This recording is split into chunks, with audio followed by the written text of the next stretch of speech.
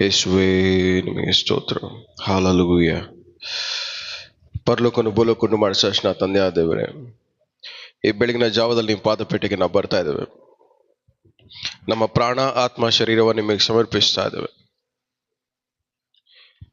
ನಿಮ್ಮ ವಾಕ್ಯ ನಮ್ಮಲ್ಲಿ ಕ್ರಿಯೆ ಮಾಡದಂತ ತಡೆಯಾಗಿರುವಂಥ ತಡೆಗಳನ್ನು ನೀಗಿಸಿರಿ, ತೊಲಗಿಸಿರಿ. ನಿನ್ನ ವಾಕ್ಯದಲ್ಲಿರುವಂಥ ಮಹಿಮೆ, ಬಿಡುಗಡೆ, ಅದ್ಭುತ ಪ್ರತಿಯೊಂದು ನಮ್ಮಲ್ಲಿ ಕಾಣುವಂತೆ, ಕಾಣಲ್ಪಡುವಂತೆ, ಅದನ್ನು ನಾವು ಅನುಭವಿಸುವಂತೆ, ಸಾಕ್ಷಿಯಾಗಿರುವಂತೆ ಸಹಾಯ ಮಾಡು. ಸೈತನ ಆಲೋಚನೆಗಳು, ಕ್ರಿಯೆಗಳು ಎಲ್ಲವೂ ಯೇಸು ನಾಮದಲ್ಲಿ ನಿಷ್ಫಲವಾಗಲಿ. ಮನುಷ್ಯನ ಆಲೋಚನೆಗಳು ನಿಷ್ಫಲವಾಗಲಿ. ನಿನ್ನ ನಾಮವನ್ನೇ ಮಹಿಮೆಯಲ್ಲಿ ಯೇಸು ನಾಮದಲ್ಲಿ ತಂದೆ, ಆಮೆನ್.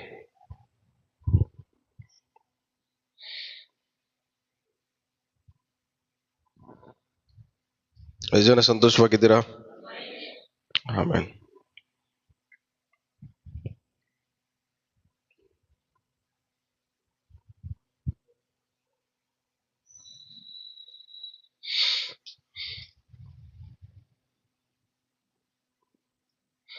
ಕೀರ್ತನೆ 40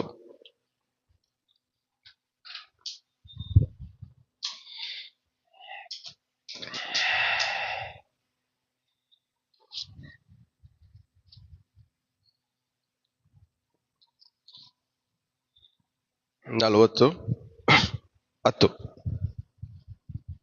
ನಿನ್ನ ನೀತಿ ಸಾಧನೆಯನ್ನು ಮರೆಮಾಡಲಿಲ್ಲ. ನಿನ್ನ ನಂಬಿಕೆಯನ್ನು, ರಕ್ಷಣೆಯನ್ನು ಪ್ರಸಿದ್ಧಿಪಡಿಸಿದೆನು. ನಿನ್ನ ಕೃಪಾ ಸ್ವಚ್ಛತೆಗಳನ್ನು ಮಹಾ ಸಮುದಾಯದಲ್ಲಿ ತಿಳಿಸದೇ ಇರಲಿಲ್ಲ. ಎಷ್ಟು ಜನಕ್ಕೆ ಅರ್ಥ ಆಯ್ತು ವಾಕ್ಯ? ಫ್ಯಾನ್ ಆಫ್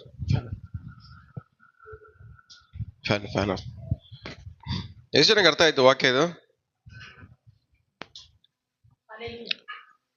ದಾವೀದ ಏನ್ ಹೇಳ್ತಾ ಇದ್ದಾನೆ? ನಿನ್ನ ನೀತಿ ಸಾಧನೆಯನ್ನು ಮರೆಮಾಚಲಿಲ್ಲ. ಎಲ್ಲಿ? ಇಂಗ್ಲಿಷ್ ಏನಿದೆ ಗೊತ್ತಾ? ಕನ್ನಡದಲ್ಲಿ ಅದರಲ್ಲಿ ಅರ್ಧ ಬರ್ಧ ಕೊಟ್ಟಿದ್ದಾರೆ.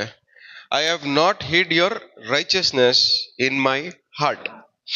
ನನ್ನ ಹೃದಯದಲ್ಲಿ ನಿನ್ನ ನೀತಿಯನ್ನ ಮರೆಮಾಚ್ಕೊಳ್ಳಿಲ್ಲ. ದೇವರ ನೀತಿ ಎಲ್ಲಿರ್ಬೇಕು? ಫಸ್ಟ್ ನಾವು ನಮ್ಮ ಹೃದಯದಲ್ಲಿ ಇರ್ಬೇಕು. ಯಾರು ಇರ್ಲಿ ಇಲ್ದೆ ಹೋಗ್ಲಿ, 4 ಜನ ಮುಂದೆ ಆಗ್ಲಿ 4 ಜನ ಹಿಂದೆ ಆಗ್ಲಿ, ಯಾವಾಗ್ಲೂ ನಮ್ಮ ಹೃದಯದಲ್ಲಿ ನೀತಿ ಅನ್ನೋದು ಇರಬೇಕು. ಮೊದಲನೇ ಪಾಯಿಂಟ್ ಏನಂತೆ? ನಿನ್ನ ನೀತಿಯನ್ನ ನಾನು ಹೃದಯದಲ್ಲಿ ಏನ್ ಮಾಡಿಲ್ಲ, ನಾನು ಮರೆ ಮಾಡಿಲ್ಲ. ಎರಡನೇದು ಏನಂತೇವೆ? ನಿನ್ನ ನಂಬಿಕೆಯನ್ನು, ರಕ್ಷಣೆಯನ್ನು ಪ್ರಸಿದ್ಧಪಡಿಸಿದೆನು. ಎರಡನೇ ಕೆಲಸ ಏನ್ ಮಾಡ್ತಾ ಇದ್ದಾನೆ? ಒಂದನೇದು ನೀತಿಯನ್ನ ಮರೆ ಮಾಡ್ಕೊಂಡಿಲ್ಲ. ಮರೆ ಮಾಡ್ಕೊಳ್ದಿರಾ ಏನ್ ಮಾಡ್ತಾ ಇದ್ದಾನೆ? ನಂಬಿಕೆಯನ್ನ, ರಕ್ಷಣೆಯನ್ನ ಪ್ರಸಿದ್ಧಪಡಿಸ್ತಾ ಇದ್ದಾನೆ. ನಂಬಿಕೆಯನ್ನ, ರಕ್ಷಣೆಯನ್ನ ಪ್ರಸಿದ್ಧಿ ಪಡಿಸುವಂತ ಕೆಲಸ ಯಾರ್ದು? ನಮ್ದು. ಪ್ರಸಿದ್ಧಿ ಪಡಿಸೋದು ಅಂದ್ರೆ ಅರ್ಥ ಏನು? ರುಜುಪಡಿಸೋದು, ಪ್ರೂವ್ ಮಾಡೋದು. ಆಮೇಲೆ ಇನ್ನೇನ್ ಹೇಳ್ತಾರೆ? ಸಾಕ್ಷಿಯಾಗಿ ನಿಂತ್ಕೊಂಡು ಹೇಳೋದು. ನಂಬಿಕೆಯನ್ನ, ರಕ್ಷಣೆಯನ್ನ 4 ಜನ ಮುಂದೆ ಸ್ಥಿರಪಡಿಸೋದು. ಅದನ್ನೇನ್ ಹೇಳ್ತಾರೆ? ಪ್ರಸಿದ್ಧಿ ಪಡಿಸೋದು. ನಿಮ್ಮ ನಂಬಿಕೆ, ನಿಮ್ಮ ರಕ್ಷಣೆ ಎರಡೂ 4 ಜನ ಮುಂದೆ ಏನಾಗ್ಬೇಕು? ತೋರ್ಪಡಿಸ್ಬೇಕು, ಅದು ಪ್ರಸಿದ್ಧಿ ಪಡಿಸ್ಬೇಕು. ನಿಮ್ಗೆ ನಂಬಿಕೆ ಇದೆ, ನಿಮಗೆ ರಕ್ಷಣೆ ಇದೆ ಅಂತ ನಿಮ್ ಸುತ್ತಲಿರೋ 4 ಜನಕ್ಕೆ ಗೊತ್ತಾಗ್ಬೇಕು. ನನಗೆ ನಂಬಿಕೆ ಇದೆ ಅಂತ ನನಗೆ ಮಾತ್ರ ಗೊತ್ತು ಅನ್ಕೊಂಡಿದ್ರೆ ಆ ನಂಬಿಕೆಯಿಂದ ಏನು ಪ್ರಯೋಜನ ಇಲ್ಲ.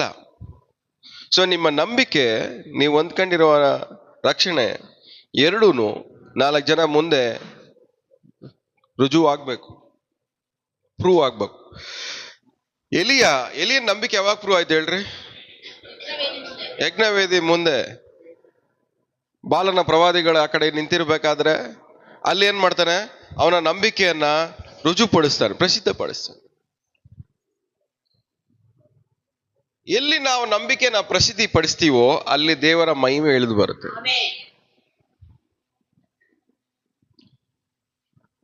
ಎಲ್ಲಿ ನಂಬಿಕೆನ ಪ್ರಸಿದ್ಧಿ ಪಡಿಸಿರೋ ಅಲ್ಲಿ ದೇವರ ಮಹಿಮೆ ಇಳಿದು ಬರುತ್ತೆ.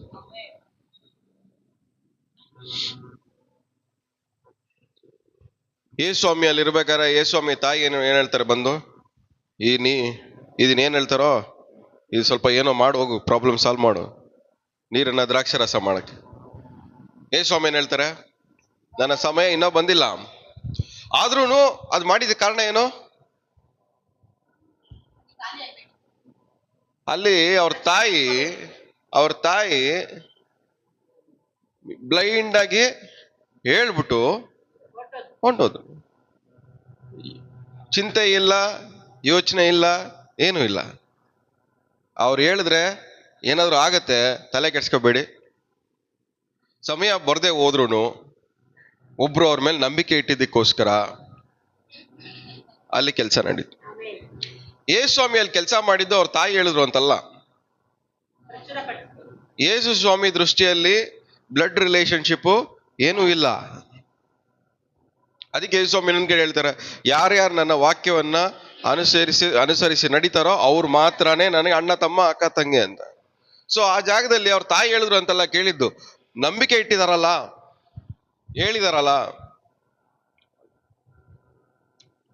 ಅದಕ್ಕೆ ದೇವ್ರ ವಾಕ್ಯ ಹೇಳುತ್ತೆ, ನಿಮ್ಮ ನಂಬಿಕೆ ನಿಮ್ಮನ್ನ ಯಾವತ್ತೂ ಆಶಾಭಂಗ ಪಡಿಸೋದು.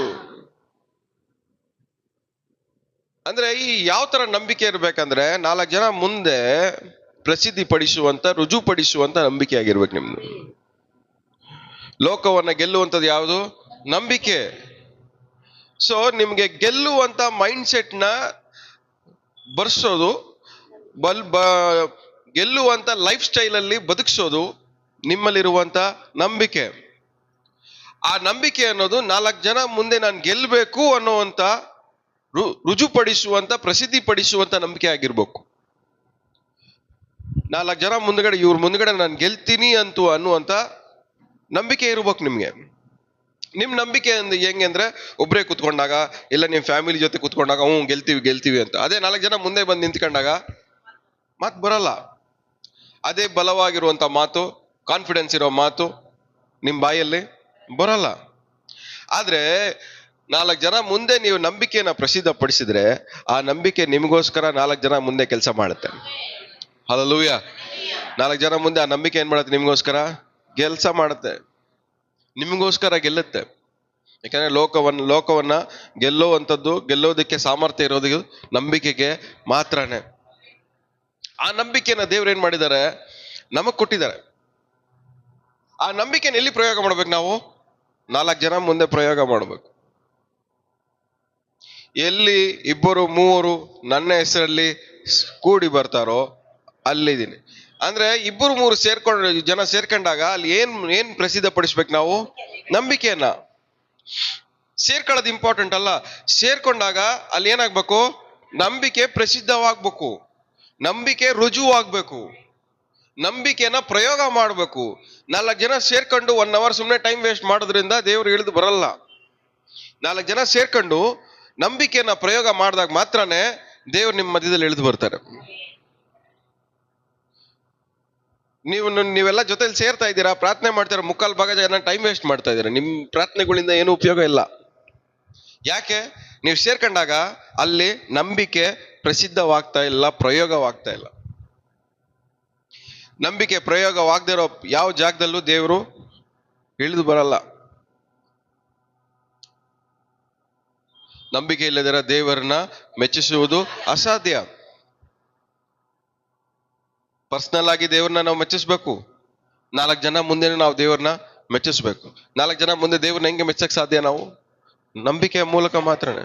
ಆ ನಂಬಿಕೆಯನ್ನ ಪ್ರಸಿದ್ಧ ಪಡಿಸ್ಬೇಕಾದ್ರೆ, ನಮ್ಮಲ್ಲಿರುವ ನಂಬಿಕೆಯನ್ನ ನಾವು ರುಜುಪಡಿಸ್ಬೇಕಾದ್ರೆ ದೇವ್ರು ಏನ್ ಮಾಡ್ತಾರೆ? ನಮ್ಮನ್ನ ಮೆಚ್ಕೊಂತಾರೆ. ದೇವ್ರು ಮೆಚ್ಕೊಬೇಕಾದ್ರೆ ಅದೇ 4 ಜನ ಮುಂದೆ ದೇವ್ರು ನಮ್ಮನ್ನ ಮೇಲೆ ಕೆತ್ತಾರೆ. ಹಲ್ಲೆಲೂಯ. ಎಷ್ಟು ನಂಬ್ತಾ ಇದ್ದೀರಾ? ನೆಕ್ಸ್ಟ್ 3ನೇದು, ನಿನ್ನ ಕೃಪಾ ಸತ್ಯತೆಗಳನ್ನು ಮಹಾ ಸಮುದಾಯದಲ್ಲಿ ತಿಳಿಸದೇ ಇರಲಿಲ್ಲ.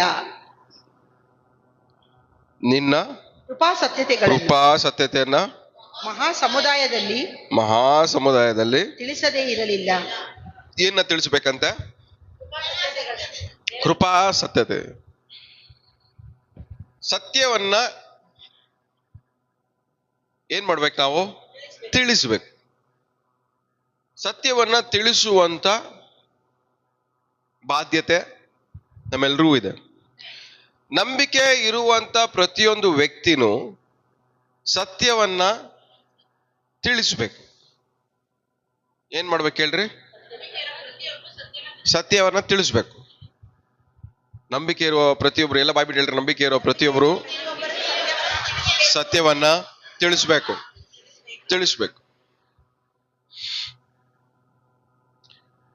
ಸತ್ಯವನ್ನ ತಿಳಿಸದೆ ಹೋದ್ರೆ ನಂಬಿಕೆ ಇರೋದು ವೇಸ್ಟ್. ಅದರಿಂದ ಏನು ಉಪಯೋಗ ಇಲ್ಲ. ಸತ್ಯ ಯಾವಾಗ ಕೆಲಸ ಮಾಡುತ್ತೆ? ನಂಬಿಕೆ ಇದ್ರೆ ಕೆಲಸ ಮಾಡುತ್ತೆ. ನಂಬಿಕೆಯಿಂದ ಸತ್ಯವನ್ನ ಉಪಯೋಗ ಮಾಡ್ಬೇಕಾದ್ರೆ ಆ ಸತ್ಯ ಏನ್ ಮಾಡುತ್ತೆ? ಹೇಳೋರಲ್ಲಿನೂ ಕೇಳೋರಲ್ಲಿನೂ ಕೆಲಸ ಮಾಡು. ಪ್ರತಿ ಸಾರಿ ನೀವು ಬಾಯ್ ಬಿಟ್ಟು ಒಂದ್ ಸತ್ಯವನ್ನ ಹೇಳ್ಬೇಕಾದ್ರೆ ಆ ಸತ್ಯ ಅವರಲ್ಲಿ ಮಾತ್ರ ಕೆಲಸ ಮಾಡ್ತಾ ಇಲ್ಲ, ನಿಮ್ಮಲ್ಲೂ ಸೇರಿಸಿ ಕೆಲಸ ಮಾಡ್ತಾರೆ.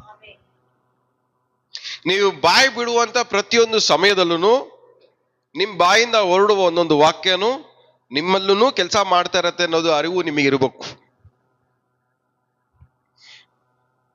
ಏನ್ ಹೇಳಿ? ನಮ್ಗೇನಂದ್ರೆ ಬಾಯಿ ಬಿಟ್ಟು ಸತ್ಯವನ್ನ ಮಾತಾಡಕ್ಕೆ ಮೈ ಭಾರ. ಏನ್ ಹೇಳ್ರಿ? ನಮ್ಗೆ ಮೈ ಭಾರ, ಕಷ್ಟ, ಅವಮಾನ, ಹಿಂಸೆ, ಏನ್ ಅನ್ಕೊಂತಾರೋ ಅಂತ ಇನ್ಸೆಕ್ಯೂರಿಟಿ.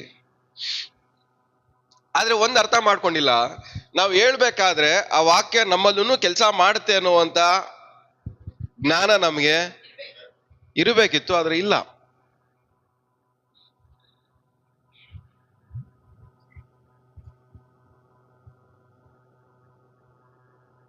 ವಾರದಲ್ಲಿ 7 ದಿನ ಇದೆ. 7 ದಿನದಲ್ಲಿ ನಂದು ಬೆಸ್ಟ್ ಟೈಮ್ ಯಾವುದು ಅಂದ್ರೆ ಇಲ್ಲಿ ನಿಂತ್ಕೊಂಡು ಒಂದ್ ಗಂಟೆ ಇಲ್ಲಿ ಮೈಕ್ ಇಟ್ಕೊಂಡು ಮಾತಾಡೋದೆ. ಏನಕ್ಕೆ? ಮಾತಾಡುವಾಗ ನನಗೂ ಕೆಲಸ ಮಾಡ್ತಾ ಇರ್ತದೆ. ಎಷ್ಟೇ ಡೌನ್ ಆಗಿದ್ರು ಇಲ್ಲಿ 1 hour ಅಲ್ಲಿ ಫುಲ್ ಎನರ್ಜಿ ಫುಲ್ ಆಗೋಯ್ತದೆ. ನಿಜ. ವಾಕ್ಯ ಯಾವಾಗ್ಲೂ ನಮ್ಮನ್ನ ಏನ್ ಮಾಡುತ್ತೆ? ಬಲಪಡಿಸ್ತಾರೆ. ಆದ್ರೆ ಅದರ ಒಂದು ಸ್ಪೆಷಾಲಿಟಿ ನಮಗೆ ಗೊತ್ತಿಲ್ಲ. ನೀವು ಮಾತಾಡ್ಬೇಕಾದ್ರೆ ಎಲ್ಲ ನಿಮ್ಮೊಳಗಡೆನೂ ಕೆಲಸ ನಡೀತಾ ಇರುತ್ತೆ. ನೀವು ಮಾತಾಡ್ಬೇಕಾದ್ರೆ ನನಗೂ ಸೇರಿಸಿ ಮಾತಾಡ್ಕೊಂತ ಇದ್ದೀನಿ ಅನ್ನುವಂಥ ಜ್ಞಾನದಿಂದ ಮಾತಾಡಿ. ಯಾಕೆ? ಮಾತಾಡ್ಬೇಕಾದ್ರೆ ಹೇಳೋರಲ್ಲಿನೂ ಕೇಳೋರಲ್ಲಿನೂ ಕೆಲಸ ಮಾಡ್ತಾ. ಹಲ್ಲೆಲೂಯಾ. ಸೊ ನೀವೇನ್ ಅನ್ಕೊಂಡು ಸುವಾರ್ತೆ ಸಾರ್ತಾ ಇದ್ದೀರ ಹೇಳ್ರಿ? ಅವ್ರೊಳಗಡೆ ನಡಿಬೇಕು, ಅವ್ರೊಳಗಡೆ ಬಿಡುಗಡೆ ನಡಿಬೇಕು, ಅವ್ರೊಳಗಡೆ ಅದ್ಭುತ ನಡಿಬೇಕು, ಅವ್ರಿಗೆ ಚೆನ್ನಾಗಾಗಬೇಕು ಅಂತೇಳಿ ಅವ್ರನ್ನ ಮೈಂಡಲ್ಲಿ ಇಟ್ಕೊಂಡು ನೀವೇನ್ ಮಾಡ್ತಾ ಇದ್ದೀರಾ? ಸುವಾರ್ತೆ ಹೇಳ್ತಾ ಇದ್ರು. ಆದ್ರೆ ಸುವಾರ್ತೆ ಹೇಳ್ಕೊಬೇಕಾಗಿರೋದು ಯಾರ್ಯಾರಿಗೆ? ನಿಮ್ಗೂ ಸೇರಿಸಿ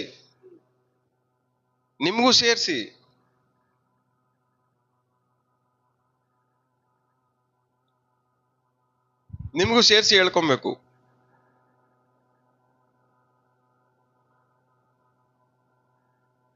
ಎಷ್ಟು ಜನ ಎಲ್ಲ ಇದ್ದೀರಾ? ಕೇಳಿಸ್ತಾ ಇದೆಯಾ? ಅರ್ಥ ಆಗ್ತಾ ಇದೆಯಾ? ಕೀರ್ತನೆ 69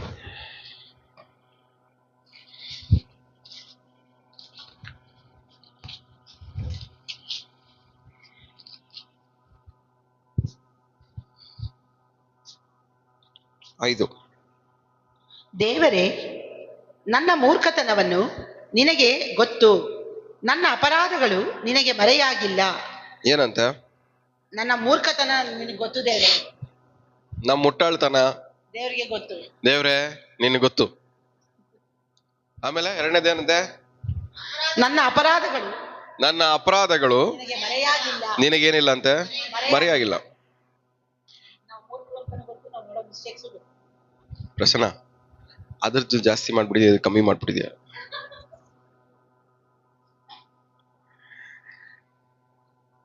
ನನ್ನ ಮುಟ್ಟಾಳ್ತನ, ನನ್ನ ಮೂರ್ಖತನ ನಿನಗೆ ಗೊತ್ತು. ಎಲ್ಲ ಹೇಳ್ರಿ. ನನ್ನ ಮುಟ್ಟಾಳ್ತನ ಪಕ್ಕದಲ್ಲಿರೋರ್ಗೆ ನಿನಗೆ ಗೊತ್ತು. ಪಕ್ಕದಲ್ಲಿರೋರ್ಗೆ ಕೈ ಕೊಟ್ಟು ನನ್ನ ಮುಟ್ಟಾಳ್ತನ ದೇವ್ರಿಗೆ ಗೊತ್ತು ಅಂತ ನನ್ನ ಮುಟ್ಟಾಳ್ತನ ನಿಮ್ಗೆ ಗೊತ್ತು, ದೇವ್ರಿಗೆ ಗೊತ್ತು. ನನ್ನ ಅಪರಾಧಗಳು ದೇವ್ರಿಗೆ ಗೊತ್ತು. ನನ್ನ ಅಪರಾಧಗಳು ದೇವ್ರಿಗೆ ಗೊತ್ತು. ದೇವ್ರಿಗೆ ಗೊತ್ತು. ಇನ್ನೊಂದ್ಸರಿ ಹೇಳಿ, ಮುಖ ನೋಡ್ಕೊಂಡು 3 ಸರಿ ಹೇಳಿ, ನನ್ನ ಮುಟ್ಟಾಳ್ತನ ದೇವ್ರಿಗೆ ಗೊತ್ತು. ನನ್ನ ಮುಟ್ಟಾಳ್ತನ ದೇವ್ರಿಗೆ ಗೊತ್ತು. ನನ್ನ ಅಪರಾಧಗಳು ದೇವ್ರಿಗೆ ಗೊತ್ತು. ನಾವು ಅನುಭವಿಸಿರುವಂತ ಮುಕ್ಕಾಲ್ ಭಾಗ ಸಮಸ್ಯೆಗಳೆಲ್ಲ ನಮ್ಮ ಮುಟ್ಟಾಳ್ತನದಿಂದನೇ.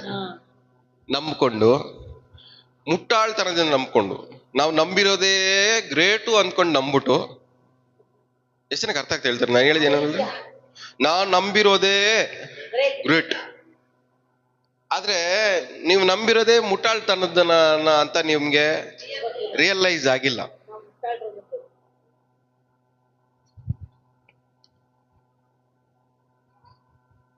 ನಾನ್ ನಂಬಿರೋದೇ ಕರೆಕ್ಟು, ನಾನು ಹೇಳ್ತಾ ಇರೋದೇ ಕರೆಕ್ಟು, ನಾವೇ ಗ್ರೇಟು, ನಾನೇ ರೈಟು ಅಂದ್ರೆ ನಿಮ್ಗಿಂತ ದೊಡ್ಡ ಮುಟ್ಟಾಳ್ರು ಬೇರೆ ಯಾರು ಇಲ್ಲ.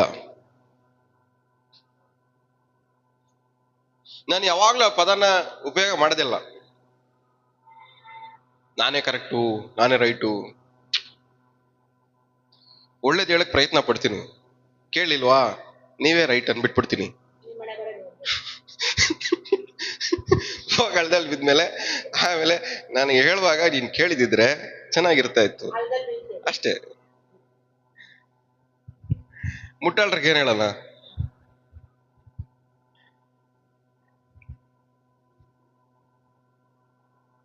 ಪಕ್ಕದಲ್ಲಿ ಮುಖ ನೋಡ್ಕೊಂಡು ಹೇಳ್ರಿ, ಇನ್ಮೇಲೆ ನಾನೇ ರೈಟು, ನಾನೇ ಕರೆಕ್ಟು, ನಾನೇ ಪರ್ಫೆಕ್ಟು ಅಂತ ಬಾಯ್ಬಿಟ್ಟು ಹೇಳಿದ್ರೆ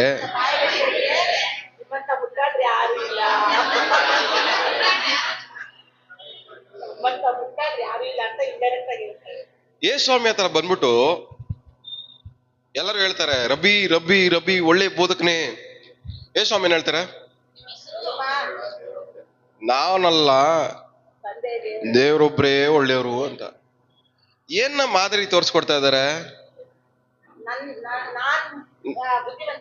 ನಾನೇನು ಅಲ್ಲ, ದೇವ್ರೇ ಎಲ್ಲ. ಆ ತರ ಮೈಂಡ್ ಸೆಟ್ ನಿಮ್ ಒಳಗಡೆ ಬರಬೇಕು ಅನ್ನೋದಕ್ಕೆ ಅದನ್ನ ಎಕ್ಸಾಂಪಲ್ ಆಗಿ ಏನ್ ಮಾಡಿದ್ದಾರೆ, ತೋರ್ಸ್ಕೊಟ್ಟಿದ್ದಾರೆ. ಇನ್ನೊಂದ್ ಕಡೆ ವಾಕ್ಯ ಹೇಳುತ್ತೆ, ಎಲ್ಲಾ ಮನುಷ್ಯರು ಸುಳ್ಳುಗಾರರು, ದೇವರೊಬ್ಬರೇ ಸತ್ಯ.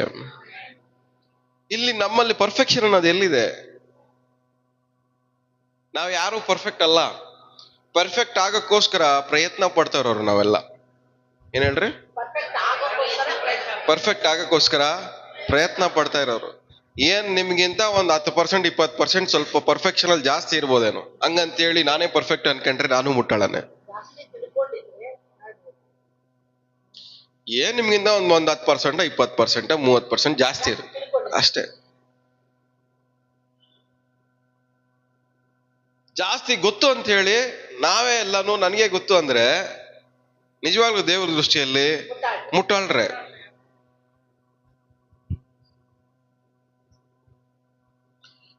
ಸ್ವಾಮಿ ಎಲ್ಲ ಗೊತ್ತು ಅನ್ನೋರ್ಗೆ ಏನು ಹೇಳ್ಕೊಡಲ್ಲ. ಏನ್ ಹೇಳ್ರಿ? ಎಲ್ಲ ಗೊತ್ತು ಅನ್ನೋರ್ಗೆ ಏನು ಹೇಳ್ಕೊಡಲ್ಲ. ಅದಕ್ಕೆ ಸ್ವಾಮಿ ಏನ್ ಮಾಡಿದ್ರು, ಈ ಲೋಕದಲ್ಲಿ ಬುದ್ಧಿ ಇಲ್ದಿರೋರ್ನ, ಮುಟ್ಟಾಳ್ರನ್ನ ಆರಿಸ್ಕೊಂಡು ಬುದ್ಧಿ ಇರೋರ್ ಮುಂದ್ಗಡೆ, ಜ್ಞಾನ ಇರೋರ್ ಮುಂದ್ಗಡೆ ಆಶ್ಚರ್ಯ ಪಡ್ಸಕ್. ಇವತ್ತು ನಮ್ಮನ್ನ ಏನಕ್ಕೆ ಆರಿಸ್ಕೊಂಡಿದ್ದಾರೆ ಹೇಳ್ರಿ? ಬುದ್ಧಿ ಇಲ್ದಿರೋ ಟೈಮಲ್ಲಿ, ಜ್ಞಾನ ಇಲ್ದಿರೋ ಟೈಮಲ್ಲಿ, ಜ್ಞಾನ ಇರೋರ್ ಮುಂದ್ಗಡೆ ನಮ್ಮನ್ನ ಉಪಯೋಗ ಮಾಡಿ ನಾಚಿಕೆ ಪಡ್ಸಕ್ಕೋಸ್ಕರ ದೇವ್ರು ನಮ್ಮನ್ನ ಆರಿಸ್ಕೊಂಡ್ರು. ಆರಿಸ್ಕೊಂಡ್ಮೇಲೆ ಇವಾಗ ನಾವ್ ಹೆಂಗ್ ಕೂತಿದೀವಿ? ನಾವೇ ಬುದ್ಧಿವಂತರು, ನಮ್ಗೆ ಎಲ್ಲ ಗೊತ್ತು ಅನ್ನೋ ತರ ಕೂತಿದೀವಿ ನಾವು. ಇವಾಗ ನಿಮ್ಮನ್ನ ಹಿಡ್ಕೊಂಡು ದೇವ್ರು ಏನ್ ಮಾಡ್ಬೇಕು ಹೇಳ್ರಿ? ನೀವೇ ಬುದ್ಧಿವಂತರ ಅಂದ್ರೆ ಓಕೆ ರೈಟ್ಸ್ ಬಿಡು, ನೀನೇ ಬುದ್ಧಿವಂತ ಅನ್ಬಿಟ್ಬಿಟ್ರೆ ಏನ್ ಮಾಡ್ತೀರಾ? ಯಾವಾಗ್ಲೂ ದೇವ್ರ ದೃಷ್ಟಿಯಲ್ಲಿ ನಾವು ಹೆಂಗಿರ್ಬೇಕು ಹೇಳ್ರಿ? ಏನು ಗೊತ್ತಿಲ್ದಿರೋ ತರನೇ ಇರ್ಬೇಕು.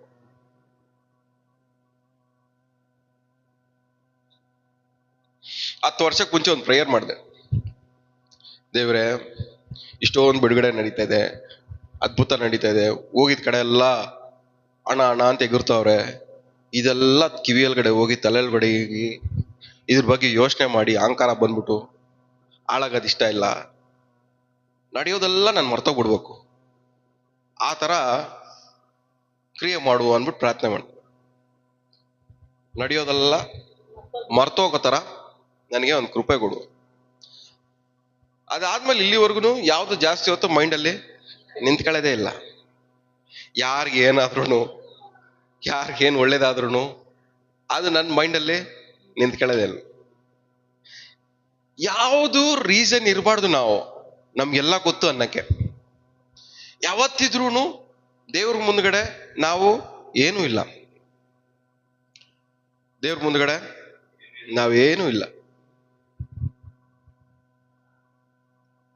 ನೀವೆಲ್ಲ ಏನಕ್ಕೋಸ್ಕರ ದೇವ್ರು ಆರಿಸ್ಕೊಂಡಿರೋದು ನಿಮ್ಮನ್ನೆಲ್ಲ? ದೇವ್ರು ಆರಿಸ್ಕೊಂಡಿರೋದು ಮನುಷ್ಯರಿಗೆ ಸೇವೆ ಮಾಡಕ್ಕೆ. ಏನಕ್ಕೋಸ್ಕರ ಹೇಳಿ? ಸೇವೆ ಮಾಡಕ್ಕೋಸ್ಕರ. 4 ಜನರಿಗೆ ಸೇವೆ ಮಾಡಕ್ಕೋಸ್ಕರ. 4 ಜನರಿಗೆ ಎಲ್ಲ ಬಾಯ್ಬಿಟ್ಟು ಹೇಳ್ರಿ, ಯಾವ ತರ ಸೇವೆ ಮಾಡಬೇಕು? ಸ್ವಾಮಿ ಕಾಲ್ ತೊಳೆದು ತೋರ್ಸ್ಕೊಟ್ರು, ಈ ತರ ಸೇವೆ ಮಾಡ್ರಿ ಅಂತ. ನಾವು ಯಾವ ತರ ಸೇವೆ ಮಾಡ್ತೀವಿ? ನಾವು ಮನೆಗೆ ಹೋದ್ರೆ, ಯಾರ ಮನೆಗಾದ್ರೂ ಹೋದ್ರೆ ನಮ್ಗೋಸ್ಕರ ಸಪ್ರೇಟ್ ಆಗಿ ಸ್ಪೆಷಲ್ ಟ್ರೀಟ್ಮೆಂಟು, ಸ್ಪೆಷಲ್ ಚೇರು, ನಾವು ಹೋಗ್ಬೇಕು, ಗಂಭೀರವಾಗಿ ಬೈಬಲ್ ಇಟ್ಕೊಂಡು ಕುತ್ಕೊಬೇಕು, ಸ್ತೋತ್ರ ಸ್ತೋತ್ರ ಸ್ತೋತ್ರ. ಏನ್ರಿ ಇದೆಲ್ಲ?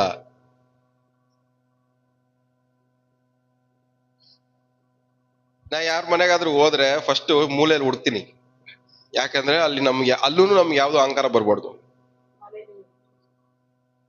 ಲೀಸ್ಟ್ ಜಾಗ ಎಲ್ಲಿರುತ್ತೋ ಅದು ಹುಡುಕ್ಬೇಕು, ಅಲ್ಲಿಂದ ಮೇಲೆ ಬರ್ಬೇಕು ನಾವು. ಏನ್ ಹೇಳ್ರಿ? ನಮ್ ಜಾಗ ನಾವು ಆರಿಸ್ಕೊಂಬಾರ್ದು, ನಮ್ ಜಾಗನ ದೇವ್ರು ಆರಿಸ್ಬೇಕು. ನಮ್ ಪ್ರಾಬ್ಲಮ್ ಏನಂದ್ರೆ ನಮ್ ಜಾಗ ನಾವೇ ಆರಿಸ್ಕೊಂಡ್ಬಿಡ್ತೀವಿ. ನಾನ್ ಜಾಗ ಇದು, ನಾನು ಇಲ್ಲಿ ಕುತ್ಕೊಂತೀನಿ ಅಂತ.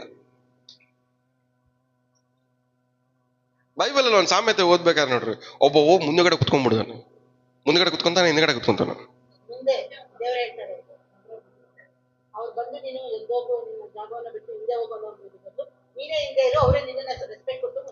ಯಾರು ನೀವು?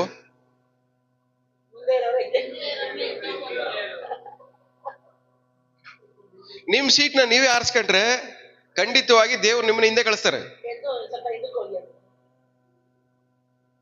ಅದಕ್ಕೆ ದೇವ್ರ ವಾಕ್ಯ ಹೇಳುತ್ತೆ, ಕಡೆಯಲ್ಲಿರೋರು ಏನಾಗ್ತಾರೆ? ಮೊದಲನೇವ್ರು ಆಗ್ತಾರೆ. ಮೊದಲನೇವ್ರು ಏನಾಗ್ತಾರೆ ಅಂದ್ರೆ, ಯಾರು ಅವ್ರ ಸ್ವಂತ ಸೀಟನ್ನು ಆರಿಸ್ಕೊಂತಾರೋ ಅವ್ರನ್ನ ಖಚಿತವಾಗಿ ದೇವರು ಬ್ಯಾಕ್ ಸೀಟೇ ಗ್ಯಾರಂಟಿ ಅವ್ರಿಗೆ. ನಮ್ಮ ಗೌರವವನ್ನು ನಾವು ಆರಿಸ್ಕೊಂಬಾರ್ದು, ನಮ್ಮ ಮರ್ಯಾದೆಯನ್ನು ನಾವು ಆರಿಸ್ಕೊಂಬಾರ್ದು, ನಮ್ಮ ಸ್ಥಾನವನ್ನು ನಾವು ಆರಿಸ್ಕೊಂಬಾರ್ದು. ಅದು ದೇವ್ರು ಕೊಡ್ಬೇಕು ನಮಗೆ. ಇವ್ರು ನನಗೆ ಮರ್ಯಾದೆ ಕೊಡ್ಬೇಕು, ಇವ್ರ ಮುಂದೆ ನಾನು ಗಂಭೀರವಾಗಿ ಹಿಂಗ್ ಕುತ್ಕೊಂಡ್ರೆ ಮಾತ್ರನೇ ಮರ್ಯಾದೆ ಮೇಂಟೈನ್ ಮಾಡ್ಬೇಕು. ಏನ್ ಮರ್ಯಾದೆ ಮೇಂಟೈನ್ ಮಾಡ್ತೀರಾ ದೇವ್ರ ಮರ್ಯಾದೆ ನಿಮ್ಗೆ ಕೊಡದೆ ಹೋದ್ರೆ? ದೇವ್ರು ಒಂದ್ ಮನುಷ್ಯನ್ಗೆ ಮರ್ಯಾದೆ ಕೊಡದೆ ಹೋದ್ರೆ 100 ಜನ ಕೊಟ್ರು ಅದರಿಂದ ನಿಮ್ಗೆ ಏನು ಉಪಯೋಗ ಇಲ್ಲ. ಯಾಕೆ? ನಿಮ್ಮ ತಲೆನ ಮೇಲೆ ಕೆತ್ತೋದು ಯಾರು? ದೇವ್ರು. ಪಕ್ಕದಲ್ಲಿ ಹೇಳಿ, ನಿಮ್ ಸೀಟ್ನ ನೀವು ಆರಿಸ್ಕೊಂಬೇಡಿ, ನಿಮ್ ಮರ್ಯಾದೆನ ನೀವು ಆರಿಸ್ಕೊಂಬೇಡಿ, ನಿಮ್ಮ ಸ್ಥಾನವನ್ನು ನೀವು ಆರಿಸ್ಕೊಂಬೇಡಿ, ನಿಮ್ ಗೌರವವನ್ನು ನೀವು ಆರಿಸ್ಕೊಂಬೇಡಿ. ದೇವ್ರು ಕೊಡೋವರ್ಗು ಕಾಯ್ತಾ ಇರಿ. ನಿಮ್ ಮೂಲೆಯಲ್ಲಿ ಕೂತಿರ್ತೀರಾ, ಜನ ನೋಡಿತ್ತು ಇವ್ನು ಹಿಂಗೆ, ಇವನ್ ಹಂಗೆ, ಇವನ್ ಇಲ್ಲ, ವೇಸ್ಟು, ಆಳು ಮೂಳು ಹೇಳ್ಕೊಂಡು ಹೋಗ್ಲಿ, ಪರವಾಗಿಲ್ಲ. ದೇವ್ರ ಮೇಲೆ ಕೆತ್ತವರ್ಗ ಅಲ್ಲೇ ವೆಯ್ಟ್ ಮಾಡ್ರಿ. ಮೇಲೆ ಕೆತ್ತಬೇಕಾದ್ರೆ ಅವನಿಗಿಂತ ಮೇಲೆ ದೇವ್ರು ನಿಮ್ಮನ್ನ ಕೊಂಡ್ಸಿರ್ತಾರೆ. ಹಲ್ಲೆಲೂಯಾ. ನಾವು ಆರಿಸ್ಕೊಳ್ಳೋ ಸ್ಥಾನ 1 ಹೆಜ್ಜೆ 2 ಹೆಜ್ಜೆ 3 ಹೆಜ್ಜೆ ಮುಂದೆ ಕರ್ಕೊಂಡು ಹೋಗುತ್ತೆ. ಆದ್ರೆ ದೇವ್ರು ಎತ್ಬಿಟ್ರೆ ಆಕಾಶ ಭೂಮಿ ಅಂತರ ಇರುತ್ತೆ. ಹಲ್ಲೆಲೂಯಾ. ದೀನನನ್ನ ಬೀದಿಯಿಂದ ತಿಪ್ಪೆಯಿಂದ ಅವನೇನ್ ಮಾಡ್ತಾರೆ? ಮೇಲೆ ಕೆತ್ತಿ ಸಿಂಹಾಸನದಲ್ಲಿ. ಎರಡಕ್ಕೂ ಕಂಪ್ಯಾರಿಸನ್ ಇಲ್ಲ, ಎರಡಕ್ಕೂ ಏನಿಲ್ಲ, ಕಂಪ್ಯಾರಿಸನ್ ಇಲ್ಲ. ಇದು ಈ ಮೂಲೆ, ಅದು ಆ ಮೂಲೆ. ದೇವ್ರು ನಿಮ್ಮನ್ನ ಮೇಲೆ ಕೆತ್ತಬೇಕಂತ ಡಿಸೈಡ್ ಮಾಡ್ಬಿಟ್ರೆ ನಿಮ್ ಜೊತೆ ಯಾರು ಕಂಪ್ಯಾರಿಸನ್ ಮಾಡ್ಕೊಳಕ್ಕೆ ಆಗೋದಿಲ್ಲ. ಆದ್ರೆ ನಿಮ್ ಸ್ಥಾನವನ್ನ ನೀವೇ ಆರಿಸ್ಕೊಂಡ್ಬಿಟ್ರೆ, ನಿಮ್ ಸ್ಥಾನವನ್ನ ನೀವೇ ಆರಿಸ್ಕೊಂಡ್ಬಿಟ್ರೆ ರೋಡ್ ಒಳಗೆಲ್ಲ ಬಂದು ಏನ್ ಮಾಡ್ತಾರೆ? ನಿಮ್ಮನ್ನ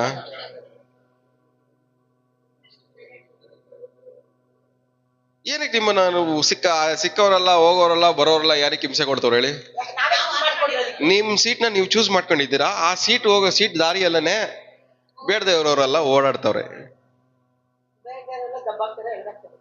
ಬೇಡದೇವ್ರೆಲ್ಲ ಬರೋ ದಾರಿಯಲ್ಲಿ ನೀವೇನ್ ಮಾಡಿದೀರಾ? ಕೂತ್ಕೊಂಡ್ಬಿಟ್ಟಿದ್ದೀರಾ. ಹೋಗ ಆ ಕಡೆ ಪಕ್ಕಕ್ಕೆ ಇರ್ತಾರೆ. ಆ ದಾರಿಯಲ್ಲಿ ಬರೋರೆಲ್ಲ ಯಾರು? ಹೊಟ್ಟೆ ಕಿಚ್ಪಡೋರು, ದ್ವೇಷ ಮಾಡೋರು, ಅಸೂಯೆ ಪಡ್ಸೋರು, ಜಗಳ ಮಾಡೋರು, ಮೋಸ ಮಾಡೋರು, ವಂಚನೆ ಮಾಡೋರು. ನಿಮ್ ಕುತ್ಕೊಂಡಿರೋ ಸೀಟ್ ಆತರ ಏನ್ ಮಾಡ್ತೀರಾ? ಅವ್ರಿಗೆ ಅಡ್ಡವಾಗಿ ದೇವ್ರು ಕೂಡ್ಸೋ ಸೀಟಲ್ಲಿ ಇಂಥವ್ರು ಯಾರು ಹತ್ರಕ್ಕೂ ಬರಲ್ಲ. ಇಂಥವ್ರು ಯಾರು ಏನ್ ಮಾಡಲ್ಲ ಹೇಳಿ? ಹತ್ರಕ್ಕೂ ಬರಕ್ಕಾಗಲ್ಲ. ಡಿಸ್ಟರ್ಬೆನ್ಸ್ ಇದೆ.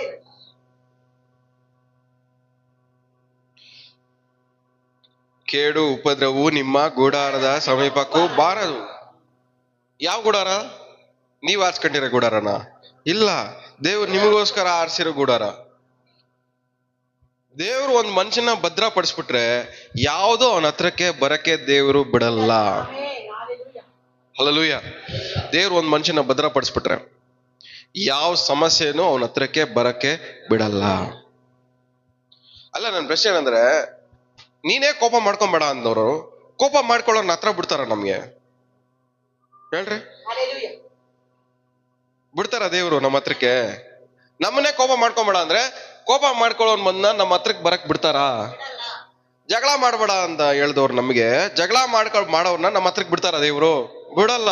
ಇವೆಲ್ಲ ನಮ್ಮ ಹತ್ರಕ್ಕೆ ಏನಕ್ಕೆ ಬರ್ತಾ ಇದೆ ಅಂದ್ರೆ ನಮ್ ಸೀಟಿಂಗು ಪೊಸಿಷನ್ ಸರಿ ಇಲ್ಲ. ನಮ್ ಸೀಟಿಂಗ್ ಹೆಂಗಿರ್ಬೇಕು? ಕ್ರಿಸ್ತನ ಪಕ್ಕದಲ್ಲಿ ಇರ್ಬೇಕು. We are seated with Christ in heavenly places. ಅಂದ್ರೆ ಕ್ರಿಸ್ತನ ಪಕ್ಕದಲ್ಲಿ ನಾವೇನಾಗಿದ್ದೀವಿ? ಕೂರಲ್ಪಟ್ಟಿದ್ದೀವಿ. ಅಂದ್ರೆ ನಮ್ಮ ಆತರ ಸೀಟಲ್ಲಿ ಕೂತಿರ್ಬೇಕಾದ್ರೆ ಯಾವ್ದಾದ್ರು ನಮ್ಮ ಮುಂದ್ಗಡೆ ಹೋಗಕ್ ಆಗತ್ತ? ಆತರ ಇಲ್ಲ. ನಮ್ ಸೀಟ್ ಯಾವಾಗ್ಲೂ ದೇವ್ರು ಕೊಟ್ಟಿರೋದು ಇರ್ಬೇಕು. ಆ ಸೀಟಲ್ಲಿ ಕುತ್ಕೊಬೇಕಾದ್ರೆ ಹೆಂಗಿರ್ಬೇಕು? ಪರಲೋಕದಲ್ಲಿ ನಿನ್ನ ಚಿತ್ತ ನೆರವೇರೋ ಪ್ರಕಾರವಾಗಿ ಈ ಭೂಲೋಕದಲ್ಲಿಯೂ ನಿನ್ನ ಚಿತ್ತ ನೆರವೇರ್ಬೇಕು. ಅಂದ್ರೆ ನಮ್ ಮುಂದ್ಗಡೆ ಕೂತಿರ್ಬೇಕಾದ್ರೆ ನಮ್ ಸೀಟು ಎಲ್ಲಿದೆಯೋ ಅಲ್ಲಿ ನಮ್ ಲೈಫ್ ಅಲ್ಲಿ ನಮ್ ಮುಂದ್ಗಡೆ ದೇವ್ರ ಚಿತ್ತ ನೆರವೇರೋದು ಕಾಣ್ತಾನೆ ಇರ್ಬೇಕು. ನಮ್ ಮುಂದ್ಗಡೆ ನೀವು ಆರಿಸ್ಕೊಳ್ಳೋ ಸೀಟಲ್ಲಿ ಅದ್ಯಾವ್ದು ಕಾಣಲ್ಲ. ಆದ್ರೆ ದೇವ್ರು ನಮಗೋಸ್ಕರ ಆರಿಸ್ಬಿಟ್ರೆ ನಾವ್ ತಿಪ್ಪೆಲ್ ಕೂತಿದ್ರು, ನಮ್ ಮೂಲೆಯಲ್ಲಿ ಕೂತಿದ್ರು ನಮ್ ಕಣ್ಣಿಗೆ ದೇವ್ರ ಚಿತ್ತ ನಡೆಯೋದು ಕಾಣಿಸುತ್ತೆ. ದೇವರ ಯೋಜನೆಗಳು, ಪ್ಲಾನ್ಸ್ ನೆರವೇರೋದನ್ನ ನಾವು ಕಾಣ್ತೀವಿ. ಎಷ್ಟು ಜನಕ್ಕೆ ಅರ್ಥ ಆಗ್ತದೆ ಹೇಳ್ತಾರೆ? ತಲೆಗೆ ಹೋಗ್ತಾ ಇದ್ಯಾ? ಕೇಳಿಸ್ತಾ ಇದ್ಯಾ? ಸೊ ನಿಮ್ಮ ಮರ್ಯಾದಿನ ನೀವು ಆರಿಸ್ಕೊಂಬೇಡಿ, ನಿಮ್ಮ ಗೌರವವನ್ನ ನೀವು ಆರಿಸ್ಕೊಂಬೇಡಿ, ನಿಮ್ಮ ಸ್ಥಾನವನ್ನ ನೀವು ಆರಿಸ್ಕೊಂಬೇಡಿ. ದೇವ್ರು ನಿಮ್ಗೆ ಗೌರವ ಕೊಡ್ಬೇಕಂದ್ರೆ ಯಾವ ಮನೆಗೆ ಹೋದ್ರು ಚಕ್ಕಂಬಿಗೆ ಹಾಕೊಂಡು ಮೂಲೆಯಲ್ಲಿ ಕುತ್ಕೊಂಡ್ರು ನಿಮ್ ಮರ್ಯಾದೆ ನಿಮ್ಮನ್ನು ಹುಡ್ಕೊಂಡ್ ಬರುತ್ತೆ. ಗಂಭೀರವಾಗಿ ನಡ್ಕೊಂಡು ಹೋಗೋದು ಬೇಕಾಗಿಲ್ಲ, ಗಂಭೀರವಾಗಿ ಕುತ್ಕೊಳ್ಳೋದು ಬೇಕಾಗಿಲ್ಲ, ವಾಯ್ಸ್ ಚೇಂಜ್ ಮಾಡೋದು ಬೇಕಾಗಿಲ್ಲ, ಆಕ್ಟಿಂಗ್ ಮಾಡೋದು ಬೇಕಾಗಿಲ್ಲ. ನಾವ್ ಎಲ್ಲಿ ಕುತ್ಕೊಂಡ್ರು ಆ ಮರ್ಯಾದೆ ನಮ್ಮನ್ನು ಹುಡ್ಕೊಂಡ್ ಬರುತ್ತೆ. ಅದು ನಮಗೋಸ್ಕರ ಅಲ್ಲ, ನಮ್ ಜೊತೆ ಇರುವಂತ ದೇವರಿಗೋಸ್ಕರ. ಯಾಕಂದ್ರೆ ಅವರು ಸೀಟ್ ಹಾಕೊಂಡು ಇಲ್ಲಿ ಕುತ್ಕೊಂಡ್ಬಿಟ್ಟಿದ್ದಾರೆ. ಏನ್ ಹೇಳಿ? ಅವರು ಸೀಟ್ ಹಾಕೊಂಡು ಇಲ್ಲಿ ಕುತ್ಕೊಂಡ್ಬಿಟ್ಟವ್ರೆ. ನಾವ್ ಎಲ್ಲಿ ಕುತ್ಕೊಂಡ್ರು ಮರ್ಯಾದೆ ಈ ಸೀಟ್ನೇ ಹುಡ್ಕೊಂಡ್ ಬರ್ಬೇಕು. ನೀವು ಅದನ್ನ ಯಾಕೆ ಗುರುತಿಸ್ತಾ ಇಲ್ಲ? ಅದನ್ನ ನೀವು ಯಾಕೆ ಗುರುತಿಸ್ತಾ ಇಲ್ಲ? ನಿಮ್ಗೇನಂದ್ರೆ ಶಾರೀರಿಕವಾಗಿರುವಂತ ಸ್ಥಾನಮಾನಗಳು ಕಣ್ಣಿಗೆ ಕಾಣಿಸುತ್ತೆ, ಆದ್ರೆ ಆತ್ಮಿಕವಾಗಿರುವಂತ ಸ್ಥಾನಮಾನಗಳು ನಿಮ್ ಕಣ್ಣಿಗೆ ಕಾಣಿಸ್ತಾ ಇಲ್ಲ. ದೇವ್ರು ಇಲ್ಲಿದ್ದಾರೆ, ಇವ್ರು ಇರೋ ಜಾಗದಲ್ಲಿ ಎಲ್ಲಾನು ಹುಡ್ಕೊಂಡ್ ಬರುತ್ತೆ ಅನ್ನುವಂಥ ಧೈರ್ಯನೂ ನಂಬಿಕೆ ನಿಮ್ಗೆ ಇಲ್ಲ. ನಿಜನ ದೇವ್ರು ನಿಮ್ಮಲ್ಲಿ ಇದ್ದಾರೆ ಅಂತ ನಂಬ್ತಾ ಇದ್ದೀರಾ? ದೇವ್ರು ನಿಮ್ಮಲ್ಲಿ ಇರ್ಬೇಕಾದ್ರೆ ಎಲ್ಲ ಏನ್ ಮಾಡ್ಬೇಕು ಹೇಳ್ರಿ? ನಿಮ್ಮನ್ನ ಹುಡ್ಕೊಂಡ್ ಬರ್ಬೇಕಲ್ವಾ? ಆದ್ರೆ ನಿಮ್ಮನ್ನ ಹುಡ್ಕೊಂಡ್ ಬರ್ಬೇಕಂದ್ರೆ ಅವ್ರು ಕೂಡ್ಸೋ ಜಾಗದಲ್ಲಿ ನೀವಿಲ್ಲ. ನಿಮಗ್ ಬೇಕಾಗಿರೋ ಜಾಗದಲ್ಲಿ ನೀವು ಕುತ್ಕೊಂಡಿದ್ದೀರ. ನಿಮಗೆ ಹೆಂಗ್ ಕಂಫರ್ಟ್ ಬೇಕೋ ಆ ತರ ಬದುಕ್ತಾ ಇದ್ದೀರಾ. ಒಂದೆರಡು ದಿವಸ ಅವ್ರಿಗೋಸ್ಕರ, ದೇವ್ರಿಗೋಸ್ಕರ ಒಂದು ನೋವು ಅನುಭವಿಸಕ್ಕೆ ನಿಮ್ ಕೈಯಲ್ಲಿ ಆಗ್ತಾ ಇಲ್ಲ.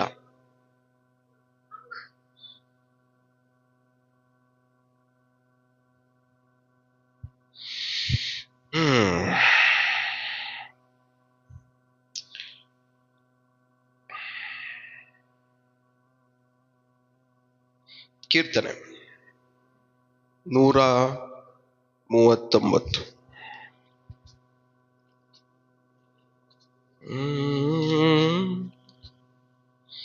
ಯೇಸುವೇ ಯೇಸುವೇ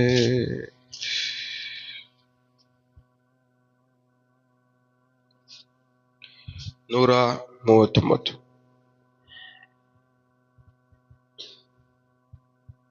ಹದಿನೈದನೇ ವಾಕ್ಯ.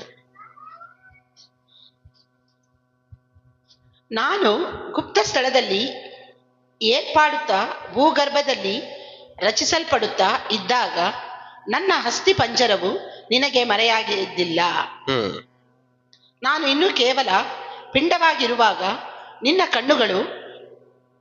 ಕಣ್ಣುಗಳು ನನ್ನನ್ನು ನೋಡಿದವು. ನನ್ನ ಆಯುಷ್ಕಾಲದ ಪ್ರಥಮ ದಿನವು ಪ್ರಾರಂಭವಾಗುವ ಮೊದಲೇ ಅದರ ಎಲ್ಲಾ ದಿನಗಳು ನಿನ್ನ ಪುಸ್ತಕದಲ್ಲಿ ಬರೆಯಲ್ಪಟ್ಟವು. ದೇವರೇ, ನಿನ್ನ ಸಂಕಲ್ಪಗಳು ನನ್ನ ಎಣಿಕೆಯಲ್ಲಿ ಎಷ್ಟೋ ಗೌರವವಾಗಿವೆ. ಅವುಗಳ ಒಟ್ಟು ಅಸಂಖ್ಯವಾಗಿದೆ. ಅವುಗಳನ್ನು ಲೆಕ್ಕಿಸುವುದಾದರೆ ಸಮುದ್ರದ ಮರಳಿಗಿಂತ ಹೆಚ್ಚಾಗಿವೆ. ನಾನು ಎಚ್ಚರವಾಗಲು ಮುಂಚಿನಂತೆಯೇ ನಿನ್ನ ಬಳಿಯಲ್ಲಿದ್ದೇನೆ. ಸಾಕು. ಎಷ್ಟು ಚೆನ್ನಾಗಿ ಅರ್ಥ ಆಯ್ತು ವಾಕ್ಯ ಇದು. ಹಾಲೆಲೂಯ. ನಾನೇನಾಗಿಲ್ಲ ಅಂತೆ, ನಾನಿನ್ನು ಪಿಂಡವಾಗಿರ್ಬೇಕಾದ್ರೆ ನಿನ್ನ ಕಣ್ಣುಗಳು ನನ್ನನ್ನು ನೋಡಿದವು. ನಿನ್ನ ಕಣ್ಣುಗಳು ನನ್ನನ್ನ ನೋಡಿದವು.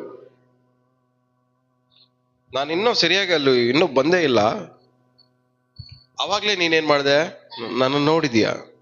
ಎರಡನೇ ದಿನಂತೆ ನನ್ನ ಆಯುಷ್ಕಾಲದ ಪ್ರಥಮ ದಿನವು ಪ್ರಾರಂಭವಾಗುವ ಮೊದಲೇ ಅದರ ಎಲ್ಲಾ 15ನೇ ವಾಕ್ಯನೇ ಓದಿ. ನಾನು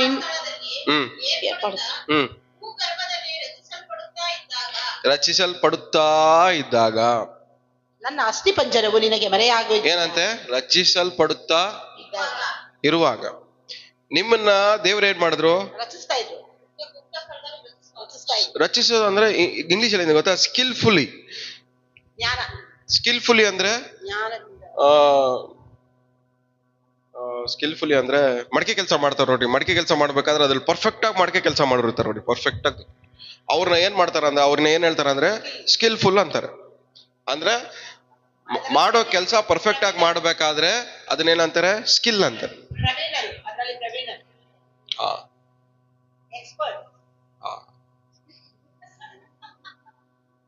ಸೊ ದೇವ್ರು ಏನ್ ಮಾಡಿದ್ರಂತೆ, ಪರ್ಫೆಕ್ಟ್ ಆಗಿ ಸ್ಕಿಲ್ಫುಲ್ ಆಗಿ ಮಾಡೋ ಕೆಲಸನ ಏನ್ ಮಾಡಿದ್ದಾರೆ, ಪರ್ಫೆಕ್ಟ್ ಆಗಿ ಮಾಡಿದ್ದಾರೆ. ಪರ್ಫೆಕ್ಟ್ ಆಗಿ ಮಾಡಿದ್ಮೇಲೆ ಏನ್ ಮಾಡಿದ್ರಂತೆ, ನಮ್ಮನ್ನ ನೋಡಿದ್ರಂತೆ. ಪರ್ಫೆಕ್ಟ್ ಆಗಿ ಮಾಡ್ಬೇಕಾದ್ರೆ ದೇವ್ರು ಏನ್ ಮಾಡಿದ್ರ, ನೋಡಿದ್ರು. ಆಮೇಲೆ ನನ್ನ ಅಸ್ಥಿಪಂಜರ ಏನಾಗಿಲ್ಲ ಅಂತೆ, ಅವ್ರು ಮಾಡಿರೋದು ಏನಾಗಿಲ್ಲ ಅಂತೆ. ಅಂದ್ರೆ ಅವ್ರು ಮಾಡಿರೋ ಪ್ರತಿಯೊಂದು ಅವ್ರ ಕಣ್ಣಿಗೆ ಕಾಣಿಸುತ್ತೆ. ನೀವ್ಯಾರು? ದೇವರು ರಚಿಸಲ್ಪಟ್ಟಿರುವಂತ ವ್ಯಕ್ತಿಗಳು. ದೇವರು ರಚಿಸಲ್ಪಟ್ಟಿರುವಂತ ವ್ಯಕ್ತಿಗಳು. ಈ ದೇವರಿಂದ ರಚಿಸಲ್ಪಟ್ಟಂತ ವ್ಯಕ್ತಿಗಳಾಗಿರುವ ನೀವು ನಿಮ್ಮ ಅಸ್ಥಿಪಂಜರ ಏನ್ ಹೇಳ್ರಿ, ಬಚ್ಚಿಕ್ಕಂಬೇಡ್ರಿ. ಒಳಗಡೆ ಏನ ಬಚ್ಚಿಟ್ರು ಕಾಣಿಸ್ಬಿಡುತ್ತೆ. ಪಕ್ಕದಲ್ಲಿ ಮುಖ ನೋಡ್ಕೊಂಡು ಹೇಳ್ರಿ, ಒಳಗಡೆ ಇರೋದು ದೇವ್ರ ಕಣ್ಣು ಕಾಣುತ್ತೆ ಅಂತ.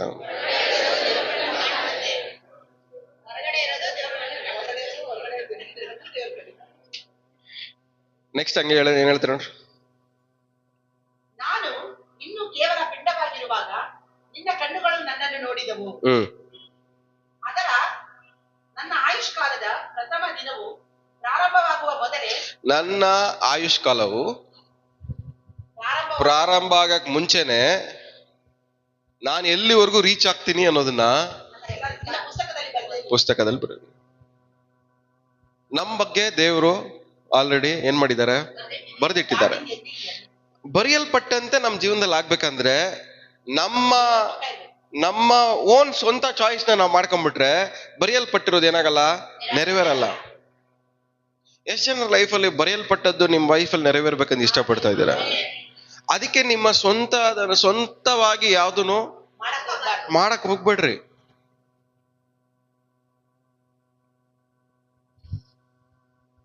ನಿಮ್ಮ ಸ್ವ ಬುದ್ಧಿಯನ್ನ ಆಧಾರ ಮಾಡ್ಕೊಂಬೇಡ್ರಿ.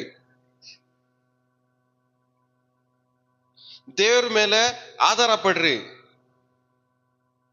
ಲೇಟ್ ಆದ್ರೂ ಲೇಟೆಸ್ಟ್ ಆಗಿ ದೇವ್ರ ಪ್ಲಾನ್ ಪ್ರಕಾರ ನಿಮ್ ಲೈಫಲ್ಲಿ ದೇವ್ರು ಮಾಡ್ತಾರೆ. ಹಲ್ಲೆಲೂಯಾ. ಸೊ ನಿಮ್ಮ ಸ್ಟಾರ್ಟಿಂಗ್ ಡೇಸ್ ಇಂದ ನಿಮ್ ಲೈಫ್ ಎಂಡ್ ವರ್ಗುನು ಪ್ರತಿಯೊಂದನ್ನು ಪ್ಲಾನ್ ಮಾಡಿ ದೇವ್ರು ಏನ್ ಮಾಡಿದ್ದಾರೆ, ಹಿಂಗೇ ಆಗ್ಬೇಕು ಅಂತ ಬರ್ದಿಟ್ಟಿದ್ದಾರೆ. ಆದ್ರೆ ಅದ್ ಯಾವ್ದು ಆಗ್ದಾರಂಗೆ ತಡಿತಾರದೆ ನಾವೇ. ಯಾರನ್ನೋ ನಿಮ್ ಜೊತೆ ಫ್ರೆಂಡ್ ಆಗಿ ದೇವ್ರು ಕರ್ಸಿದ್ರೆ, ನಿಮ್ ಬಳಿ ಕಳಿಸಿದ್ರೆ ನೀವೇನ್ ಮಾಡ್ತೀರಾ? ಅವ್ರನ್ನ ಶತ್ರುಗಳಾಗಿ ಮಾಡ್ಕೊಂಡ್ಬಿಡ್ತೀರಾ. ನಿಮ್ಮನ್ನ ಉದ್ಧಾರ ಮಾಡ್ಬೇಕಂತ ಕಳ್ಸಿದ್ರೆ ನೀವೇ ಅವ್ರನ್ನ ಹಾಳು ಮಾಡಿ ಕಳಿಸ್ತೀರಾ. ನಿಮಗ್ ಬಲ ಪಡ್ಸಕ್ ಕಳ್ಸಿದ್ರೆ ನೀವು ಅವ್ರನ್ನ ಅವಮಾನ ಮಾಡಿ ಕಳಿಸ್ತೀರಾ. ಪ್ರತಿ ಸಾರಿ ನಮ್ಮ ರಿಯಾಕ್ಷನ್ಸ್ ಗಳಿಂದಾನೇ ದೇವರ ಒಂದು ಪ್ಲಾನ್ ನಮ್ಮ ಲೈಫಲ್ಲಿ ನೆರವೇರದಿರೋದಕ್ಕೆ ನಾವೇನಾಗಿದ್ದೀವಿ? ತಡೆಯಾಗಿದ್ದೀವಿ. ಈ ಭೂಮಿ ಕೆಳಗಡೆ, ಭೂಮಿ ಮೇಲೆ, ಆಕಾಶದ ಕೆಳಗಡೆ ನಮ್ಮ ಕ್ರಿಯೆಗಳೇ ದೇವರ ಒಂದು ಪ್ಲಾನ್ ನ ತಡೆ ಮಾಡ್ತಾ ಇರೋದು. ಯಾವ್ದು ನಮ್ಮ ಕ್ರಿಯೆಗಳು? ಕೋಪದಿಂದ ಮಾಡುವಂತ ಕ್ರಿಯೆಗಳು, ದ್ವೇಷದಿಂದ ಮಾಡುವಂತ ಕ್ರಿಯೆಗಳು, ಅಸೂಯೆಯಿಂದ ಮಾಡುವಂತ ಕ್ರಿಯೆಗಳು, ಹೊಟ್ಟೆ ಕಿಚ್ಚಿಂದ ಮಾಡುವಂತ ಕ್ರಿಯೆಗಳು, ಸಿಟ್ಟಿಂದ ಮಾಡುವಂತ ಕ್ರಿಯೆಗಳು, ಕೆಟ್ಟ ಯೋಚನೆಗಳಿಂದ ಮಾಡುವಂತ ಕ್ರಿಯೆಗಳು. ಇವೆಲ್ಲ ಕ್ರಿಯೆಗಳು ಏನ್ ಮಾಡ್ತಾ ಇದೆ? ದೇವರು ಬರೆದಿಟ್ಟಿರುವಂತ ಬುಕ್ಕಲ್ಲಿ ಬರೆದಿರುವಂತ ಪುಸ್ತಕದಲ್ಲಿ ಬರೆದಿರುವಂತ ಪ್ಲಾನ್ ನೆರವೇರ್ದಿರಂಗೆ ಈ ಕ್ರಿಯೆಗಳು ತಡೆ ಮಾಡ್ತಾ ಇದೆ. ಸುಮ್ನೆ ಇರ್ಬೇಕಾಗಿರೋ ಜಾಗದಲ್ಲಿ ಸುಮ್ನೆ ಇದ್ದಿದ್ರೆ ದೇವ್ರ ಪ್ಲಾನ್ ನೆರವೇರ್ತಾ ಇತ್ತು. ಅಲ್ಲಿ ಬಾಯ್ಬಿಟ್ಟು ಎಗರಾಡಿದಕ್ಕೋಸ್ಕರ ಏನಾಯ್ತು? ಪ್ಲಾನ್ ಫ್ಲಾಪ್ ಆಯ್ತು, ನೆರವೇರ್ದಿರಂಗೆ ತಡೆ ಆಯ್ತು. ಪಕ್ಕದಲ್ಲಿ ಮುಖ ನೋಡ್ಕೊಂಡು ಹೇಳ್ರಿ, ದೇವ್ರ ಪ್ಲಾನ್ ನೆರವೇರೋದಕ್ಕೆ ಇನ್ಮೇಲಿಂದ ತಡೆಯಾಗಿರ್ಬೇಡಿ ಅಂತ. ದೇವ್ರ ಪ್ಲಾನ್ ನೆರವೇರಕ್ಕೆ ಏನಾಗಿರ್ಬಾರ್ದು? ನಾವು ನಮ್ಮ ಕ್ರಿಯೆಗಳು ತಡೆಯಾಗಿರ್ಬಾರ್ದು. ಬೈದ್ರೆ ಬೈಕೊಂಡು ಹೋಗ್ಲಿ, ನಾವ್ ಏನ್ ಮಾಡ್ಬೇಕು? ಪ್ಲಾನ್ ಪ್ರಕಾರ ಇರಬೇಕು. ಏನ್ ಪ್ಲಾನ್ ಪ್ರಕಾರವಾಗಿ? ಅವಮಾನ ಆಗಿ ಜಾಗದಲ್ಲಿ ದೇವ್ರು ನನ್ನ ಏನ್ ಮಾಡ್ತಾರೆ? ಮಾನವನ ಕೊಡ್ತಾರೆ. ಇದು ದೇವ್ರ ಪ್ಲಾನು. ಅವ್ರು ಅವಮಾನ ಮಾಡ್ತಾ ಇದ್ದಾರೆ ಅಂತ ಹೇಳಿ ನಾವು ಅವನಿಗೆ ಅವಮಾನ ಪಡಿಸ್ಬಿಟ್ಟು ನಾನೇ ಗ್ರೇಟ್ ಅನ್ಬಿಟ್ರೆ ಈ ಪ್ಲಾನ್ ನೆರವೇರಲ್ಲ.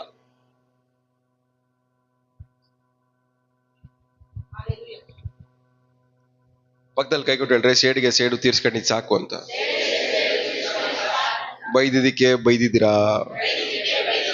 ಜಗಳ ಮಾಡಿದ್ದಕ್ಕೆ ಜಗಳ ಮಾಡಿದ್ದೀರಾ, ಆಮೇಲೆ ಇನ್ನೇನ್ ಮಾಡಿದ್ದೀರಾ? ಕೇಳ್ರಿ ಹೇಳ್ರಿ ಹೇಳ್ರಿ ಕೇಳ್ರಿ, ಇನ್ನೇನ್ ಮಾಡಿದ್ದೀರಾ ಅಂತ.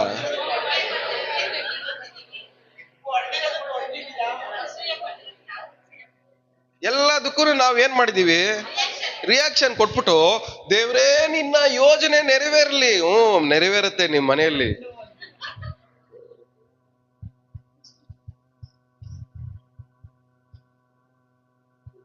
ಹಿಂಗೆಲ್ಲ ಮಾಡ್ಬಿಟ್ಟು ದೇವ್ರ ಯೋಜನೆ ನೆರವೇರ್ಬೇಕಂದ್ರೆ ಎಲ್ಲಿಂದ ನೆರವೇರುತ್ತೆ ನಿಮ್ ಲೈಫಲ್ಲಿ? ನಿಜವಾಗ್ಲೂ ನಿಮ್ ಲೈಫಲ್ಲಿ ದೇವರ ಯೋಜನೆ ನೆರವೇರ್ಬೇಕಂತ ಇಷ್ಟಪಡ್ತಾ ಇದ್ದೀರಾ? ನಿಜವಾಗ್ಲು? ಮತ್ ಯಾಕೆ ನಿಮ್ ಬಾಯಿ ಸುಮ್ನೆ ಇರಲ್ಲ?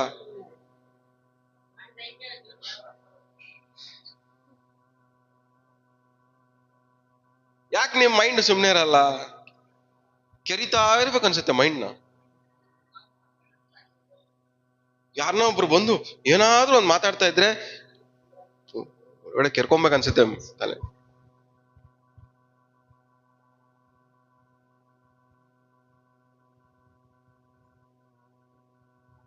ನಾ ಯಾರ ಮನೆಗಾದ್ರೂ ಹೋದೆ ಅನ್ಕೊಳ್ಳಿ, ತುಂಬಾ ಇರಿಟೇಟ್ ಮಾಡ್ತಾ ಇದ್ರೆ ನನಗ್ ನಾನೇ ಸಮಾಧಾನ ಮಾಡ್ಕೊಂತೀನಿ. ಇನ್ನೊಂದು ಅರ್ಧ ಗಂಟೆ ತಾಳ್ಮೆಯಿಂದ, ಆಮೇಲೆ ಬಿಡುಗಡೆ ಗ್ಯಾರಂಟಿ.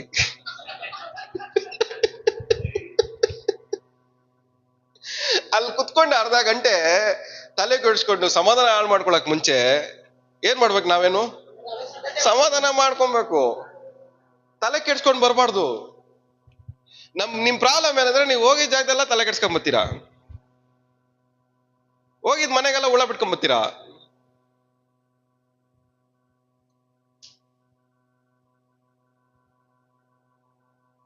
ಏನ್ ನಿಮ್ ಪ್ರಾಬ್ಲಮ್?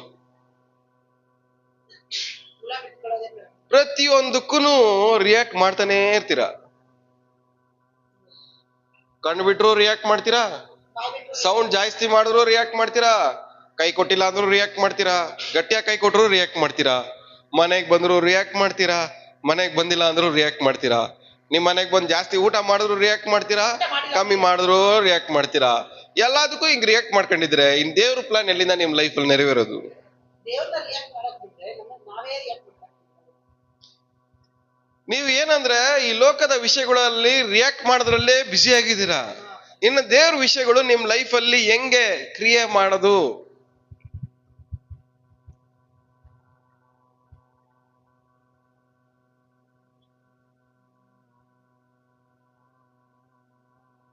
ಇನ್ಮೇಲೆ ಸಣ್ಣ ಸಣ್ಣ ವಿಷಯಗಳಿಗೆ ರಿಯಾಕ್ಟ್ ಮಾಡಕ್ ಹೋಗ್ಬೇಡ್ರಿ. ರಿಯಾಕ್ಟ್ ಮಾಡಿ ಟೈಮ್ ವೇಸ್ಟ್ ಮಾಡಬೇಡ್ರಿ.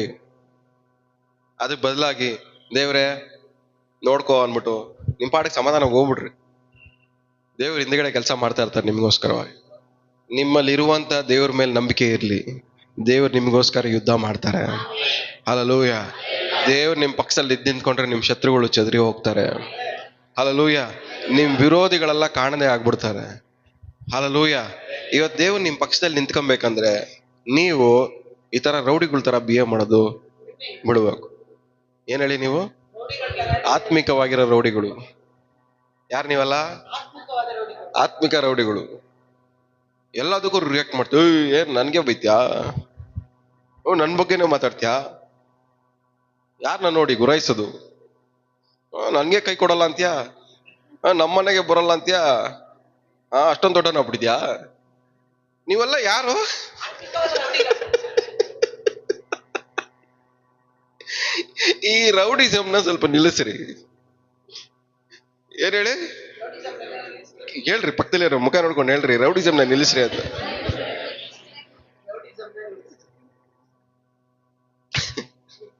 ಆತ್ಮಿಕವಾಗಿರೋ ರೌಡಿಸಮ್ನ ನಿಲ್ಲಿಸ್ರಿ.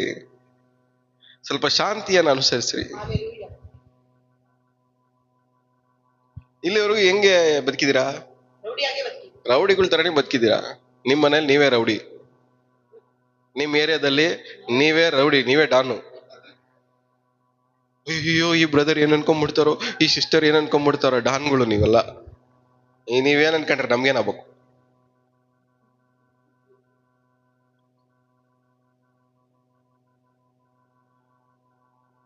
ಎಲ್ಲ ಇಲ್ಲ ಇದ್ದೀರಾ? ಹಾಲೆಲೂಯಾ. ಕೇಳಿಸ್ತಾ ಇದ್ಯಾ? ಅರ್ಥ ಆಗ್ತಾ ಇದ್ಯಾ? ನೀವೆಲ್ಲ ಯಾರು ಹೇಳಿ? ನಾನು ದೇವ್ರ ಮಕ್ಕಳು, ಡಾನ್ ಅಲ್ಲ.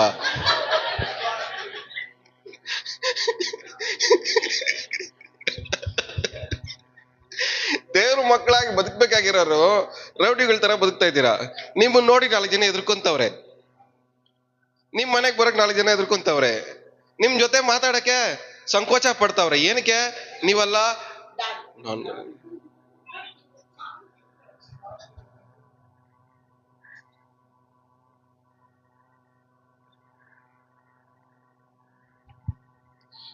ಕೇಳ್ರಿ ಪಕ್ಕದಲ್ಲಿ, ನಮ್ಮ ಮನೆಗೆ ಏನು ಅನ್ಕೊಳ್ತೀರ, ನಮ್ಮ ಮನೆಗೆ ಬರಕ್ ಮನ್ಸಿದ್ಯಾ ಅಂತ ಕೇಳ್ರಿ ಪಕ್ಕದಲ್ಲಿ ಇರೋರಿಗೆ. ನೀವ್ ಯಾರು ಕೇಳಲ್ವಾ? ಕೇಳಿದ್ರಾ?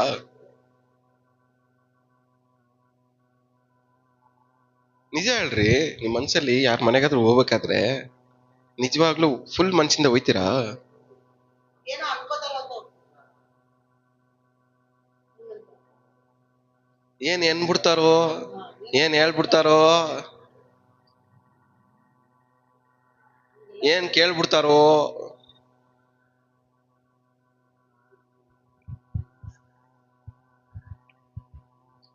ಅಂತ ಯೋಚನೆ ಮಾಡ್ಕೊಂಡೇ ಹೋಯ್ತೀವಿ.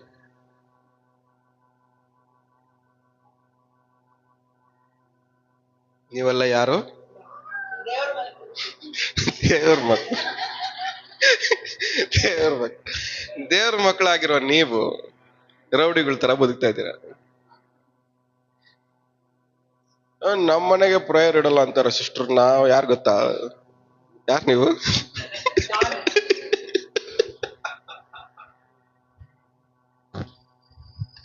ಯಾರು ನೀವು? ದೇವ್ರ ಮನೆ.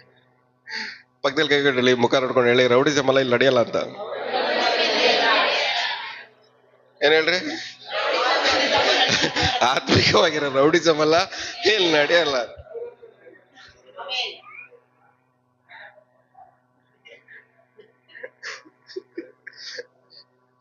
ಒಂದು ಒಳ್ಳೇದ್ ನಡಿಬೇಕಂದ್ರೆ ಅದು ದೇವರಿಂದ ಮಾತ್ರ ನಡಿಬೇಕು.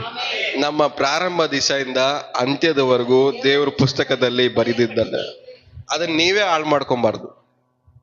ನಿಮ್ಮ ಕ್ರಿಯೆಗಳಿಂದ ಹಾಳು ಮಾಡ್ಕೊಬಾರ್ದು, ನಿಮ್ಮ ಮಾತುಗಳಿಂದ ಹಾಳು ಮಾಡ್ಕೊಬಾರ್ದು, ನಿಮ್ಮ ಯೋಚನೆಗಳಿಂದ ಅದನ್ನ ಹಾಳು ಮಾಡ್ಕೊಬಾರ್ದು. ಒಂದು ಅರ್ಥ ಮಾಡ್ಕೊಳ್ಳಿ, ನಮ್ಮ ಕ್ರಿಯೆಗಳಿಂದನೇ ಮುಕ್ಕಾಲ್ ಭಾಗ ದೇವ್ರ ಪ್ಲಾನ್ ನಾವೇನ್ ಮಾಡ್ತಾ ಇದೀವಿ? ಫ್ಲಾಪ್ ಮಾಡ್ತಾ ಇದೀವಿ, ಹಾಳು ಮಾಡ್ತಾ ಇದೀವಿ. ಒಬ್ಬರೇ ಇರ್ಬೇಕಾದ್ರೆ ಹೃದಯನ ಕಾಪಾಡ್ಕೋ, 4 ಜನ ಇರ್ಬೇಕಾದ್ರೆ ಬಾಯಿನ ಕಾಪಾಡ್ಕೊಂಡ್ರೆ ಪ್ಲಾನು ಫುಲ್ಫಿಲ್ ಆಗತ್ತೆ. ಬಾಯಿ ಬಿಟ್ರೆ ಫ್ಲಾಪ್ ಆಗತ್ತೆ. 4 ಜನ ಮುಂದೆ ಬಾಯಿ ಬಿಟ್ಟು ಬಿಟ್ಟು ಬಿಟ್ಟು ಮಾತಾಡಿ ದೇವ್ರ ಪ್ಲಾನ್ ನ ಏನ್ ಮಾಡ್ತಾ ಇದ್ರ ನೀವು? ಫ್ಲಾಪ್ ಮಾಡ್ತಾನೇ ಇದೀರ. ಫ್ಲಾಪ್ ಮಾಡ್ಬಿಟ್ಟು ಅದಕ್ಕೆ ಬೇರೆ ಉಪವಾಸ ಬೇರೆ ಮಾಡೋದು, ಉಪವಾಸ ಮಾಡ್ಬಿಟ್ಟು ಮತ್ತೆ ಫ್ಲಾಪ್ ಮಾಡೋದು ವಾಪಸ್. ಎಷ್ಟು ದಿನ ಉಪವಾಸ ಮಾಡಿದ್ರಿ ನೀವು ಮೊನ್ನೆ? 21 days. 21 days ಉಪವಾಸ ಮಾಡಿದ್ಮೇಲೆ ಎಷ್ಟು ಜನ ಮತ್ತೆ ಫ್ಲಾಪ್ ಅಲ್ಲಿ ಇದ್ದೀರಾ? ಫ್ಲಾಪ್ ಸ್ಟೋರಿ ಕಂಟಿನ್ಯೂ ಆಗ್ತಾ ಇದೆಯಾ? ಮತ್ತೆ ಅದೇ ರಿಪೀಟ್ ಆಗ್ತಾ ಇದೆಯಾ? ನಮ್ಮ ಕ್ರಿಯೆಗಳು ನಮ್ಮನ್ನು ಹಾಳು ಮಾಡಬಾರ್ದು. ಹಲ್ಲೆಲೂಯಾ. ಎಷ್ಟು ಜನ ಅರ್ಥ ಆಗ್ತಾ ಇದೆ? ನಮ್ಮ ಕ್ರಿಯೆಗಳು ಏನ್ ಮಾಡ್ಬಾರ್ದು ನಮ್ಮನ್ನ. ನಾವೇನ್ ಯೋಚನೆ ಮಾಡ್ತೀವಿ ಹೇಳಿ? ನಮ್ಮ ಮೇಲೆ ಯಾರು ಕೋಪ ಮಾಡ್ಕೊಬಾರ್ದು, ನಮ್ಮನ್ನ ಯಾರು ದ್ವೇಷ ಮಾಡಬಾರ್ದು, ನಮ್ಮ ಮೇಲೆ ಯಾರು ಹೊಟ್ಟೆ ಕಿಚ್ಚು ಪಡಬಾರ್ದು, ನಮ್ಮ ಮೇಲೆ ಯಾರು ಜಗಳಕ್ಕೆ ಬರಬಾರ್ದು ಅಂತ ನಾವ್ ಅನ್ಕೊಂತೀವಿ ತಾನೆ. ನೀವು ಏನ್ ಅನ್ಕೊಬೇಕು? ನಾನು ಯಾರ ಮೇಲೂ ಜಗಳಕ್ಕೆ ಹೋಗ್ಬಾರ್ದು, ನಾನು ಯಾರ ಮೇಲೂ ಹೊಟ್ಟೆ ಕಿಚ್ಚು ಪಡಬಾರ್ದು, ನಾನು ಯಾರ ಮೇಲೂ ದ್ವೇಷ ಮಾಡಬಾರ್ದು ಅಂತ ನೀವ್ ಅನ್ಕೊಬೇಕು. ಇದು ಹೆಂಗ್ ನಡಿಬೇಕು ಗೊತ್ತಾ? ನಿನ್ನಂತೆಯೇ ನಿನ್ನ ನೆರೆಯವರನ್ನ ಪ್ರೀತಿಸು. ನೀನ್ ಹೆಂಗೆ ಬೇರೆಯವ್ರ ಹತ್ರ ಪ್ರೀತಿನ ಎಕ್ಸ್ಪೆಕ್ಟ್ ಮಾಡ್ತೀಯೋ ನೀನು ಅದೇ ತರನೇ ಪ್ರೀತಿ ಕೊಡ್ಬೇಕು. ನೀವೆಲ್ಲ ಆ ತರ ಪ್ರೀತಿ ಎಲ್ಲಿ ಮಾಡ್ತೀರ? ನೀವೆಲ್ಲ ರೌಡಿಗಳಾಯ್ತೆ. ಬರೀ ಒನ್ ವೇ, ಬರೀ ವಸೂಲಿ ಮಾಡೋದೇ ಕೆಲಸ ನಿಮ್ದು. ಕೊಡೋದೆಲ್ಲಿಂದ ಬಂತು ನಿಮ್ಗೆ? ಏನ ವಸೂಲಿ ಮಾಡ್ತಾ ಇದೀರಿ ನೀವು? ಪ್ರೀತಿಯನ್ನ ವಸೂಲಿ ಮಾಡ್ತಾ ಇದ್ದೀರಾ, ಮರ್ಯಾದಿನ ವಸೂಲಿ ಮಾಡ್ತಾ ಇದ್ದೀರಾ, ಆಮೇಲೆ ಸ್ಥಾನ ಮಾನವನ್ನ ವಸೂಲಿ ಮಾಡ್ತಾ ಇದ್ದೀರಾ. ಕೊಟ್ಟಿಲ್ಲ ಅಂದ್ರೆ ಮೂತಿ ಊಸ್ಕಂತೀರಾ, ಕೊಟ್ಟ ಮೇಲೆ ಸೈಲೆಂಟ್ ಆಯ್ತೀರಾ. ಏನ್ ಅರ್ಥ ಆಯ್ತಲ್ಲ?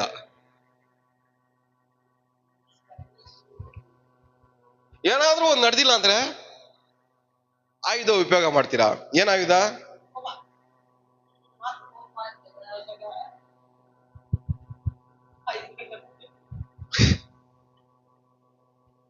ನಮ್ಮ ಆಯುಧ ಎಲ್ಲ ಒಂದೇ ಆಗಿರ್ಬೇಕು. ಸ್ಟಾರ್ಟಿಂಗ್ ಅಲ್ಲಿ ಏನ್ ಮಾಡಿದ್ವಿ? ನಂಬಿಕೆ. ಹಲ್ಲೆಲೂಯಾ. ಮರ್ಯಾದೆ ಬೇಕಂದ್ರೆ ನಂಬಿಕೆಯಿಂದ ಪಡ್ಕೊಬೇಕು ನಾವು. ಸ್ಥಾನ ಬೇಕಂದ್ರೆ ನಂಬಿಕೆಯಿಂದ ಪಡ್ಕೊಬೇಕು. ಮಾನ ಬೇಕು, ಮರ್ಯಾದೆ ಬೇಕಂದ್ರೆ ಅದನ್ನ ಏನ್ ಮಾಡ್ಬೇಕು ನಾವು? ನಂಬಿಕೆಯಿಂದನೇ ಪಡ್ಕೊಬೇಕು. 4 ಜನ ಮುಂದೆ ನಾವು ಮೇಲಕ್ಕೆ ಹೋಗ್ಬೇಕಂದ್ರೆ ನಾವು ನಂಬಿಕೆಯಿಂದನೇ ಪಡ್ಕೊಬೇಕು. ನಿಮ್ಮ ಕ್ರಿಯೆಗಳಿಂದ ಅದನ್ನ ಹಾಳು ಮಾಡ್ಕೊಬಾರ್ದು. ಹಲ್ಲೆಲೂಯಾ. ಎಲ್ಲ ಬಾಯ್ಬಿಟ್ಟು ಹೇಳ್ರಿ, ನಮ್ಮ ಕ್ರಿಯೆಗಳಿಂದ ಇನ್ಮೇಲೆ ನಾವು ಯಾವ್ದನ್ನ ಹಾಳು ಮಾಡ್ಕೊಳ್ಳಲ್ಲ ಅಂತ. ಆಮೆನ್. ಇನ್ಮೇಲಿಂದ ಯಾರು ನೀವಲ್ಲ? ದೇವ್ರ ಮಕ್ಕಳು. ದೇವ್ರ ಮಕ್ಕಳು ಏನ್ ಮಾಡ್ತಾರೆ? ಅವ್ರನ್ನ ದ್ವೇಷದಿಂದ ಕಾಪಾಡ್ಕೊಂತಾರೆ. ಇವರು ದ್ವೇಷ ಮಾಡ್ದಾರಂಗೆ 4 ಜನನ ಕಾಪಾಡ್ತಾರೆ. ನಿಮ್ಗೂ ಯಾರು ದ್ವೇಷ ಮಾಡಬಾರ್ದು, ನೀವು ಬೇರೆಯವ್ರಿಗೆ ದ್ವೇಷ ಮಾಡಬಾರ್ದು. ನಿನ್ನಂತೆ ನಿನ್ನ ನೆರೆಯವನನ್ನ ಪ್ರೀತಿಸ್ಬೇಕು. ಹಲ್ಲೆಲೂಯಾ. ನಮಗೆ ಯಾರು ದ್ವೇಷ ಮಾಡಬಾರ್ದು, ನಾವು ಯಾರನ್ನು ದ್ವೇಷ ಮಾಡಬಾರ್ದು. ಈ ತರ ಫಾರ್ಮುಲಾಗಳು ಏನ್ ಮಾಡುತ್ತೆ? ದೇವ್ರು ಸಪೋರ್ಟ್ ಮಾಡ್ತಾರೆ. ಇದು ಕೆಲಸ ಮಾಡುತ್ತೆ. ಬರೀ ವಸೂಲಿ ಮಾಡೋದನ್ನ ದೇವ್ರು ಏನ್ ಮಾಡಲ್ಲ. ಇಂಡೈರೆಕ್ಟ್ ಆಗಿ ನಾವೆಲ್ಲ ಏನ್ ಮಾಡ್ತಾ ಇದೀವಿ ಅಂದ್ರೆ ಸುಂಕದ ಮತಾಯ ತರ ಬದುಕ್ತಾ ಇದೀವಿ. ಯಾವ ಮತಾಯ? ಏನ್ ಸುಂಕ ವಸೂಲಿ ಮಾಡ್ತಾ ಇದೀವಿ ನಾವು ಹೇಳ್ರಿ? ಟ್ಯಾಕ್ಸ್.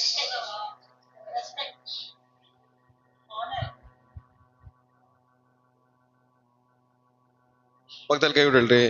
ನಿಮ್ಮ ಹತ್ರ ವಸೂಲಿ ಮಾಡಿದಕ್ಕೆಲ್ಲ ಕ್ಷಮಾಪಣೆ ಕೇಳ್ತಾ ಇದ್ದೀನಿ ಅಂತ.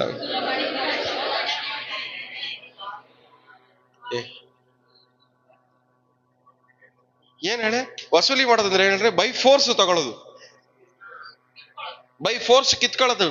ಮರ್ಯಾದೆ ಕೊಡ್ಲೇಬೇಕು, ನನಗೆ ಗೌರವ ನನಗೆ ಕೊಡ್ಲೇಬೇಕು, ಸ್ಥಾನ ನನಗೆ ಬರ್ಲೇಬೇಕು, 4 ಜನ ನನ್ನ ಏನ್ ಮಾಡ್ಬೇಕು, ಮೊಬೈಲ್ ಕೊಡ್ಬೇಕಾ,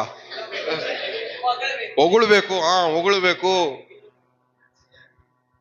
ಯಾವಾಗ್ಲೂ 4 ಜನ ನನ್ನ ಮೇಲ್ ತಗೊಂಡು ತಲೆ ಮೇಲೆ ಕುಣ್ಸ್ಕೊಬೇಕು, 4 ಜನ ನೋಡಿ ನೀನೇ ಗ್ರೇಟು, ಬೇಷ್ ವೇಷ್ ಅನ್ಬೇಕು. ಇದೆಲ್ಲ ಏನ್ ಹೇಳ್ರಿ, ಬಲವಂತವಾಗಿ ಕಿತ್ಕೊಳ್ಳೋದು. ಬಲವಂತವಾಗಿ ಕಿತ್ಕೊಂಡು ರೌಡಿಸಂ ಮಾಡ್ತಾ ಇದ್ದೀರಾ. ಇವತ್ತಿಗೆ ಫುಲ್ ಸ್ಟಾಪ್ ಮಾಡ್ರಿ ನಿಮ್ ರೌಡಿಸಂಗೆ.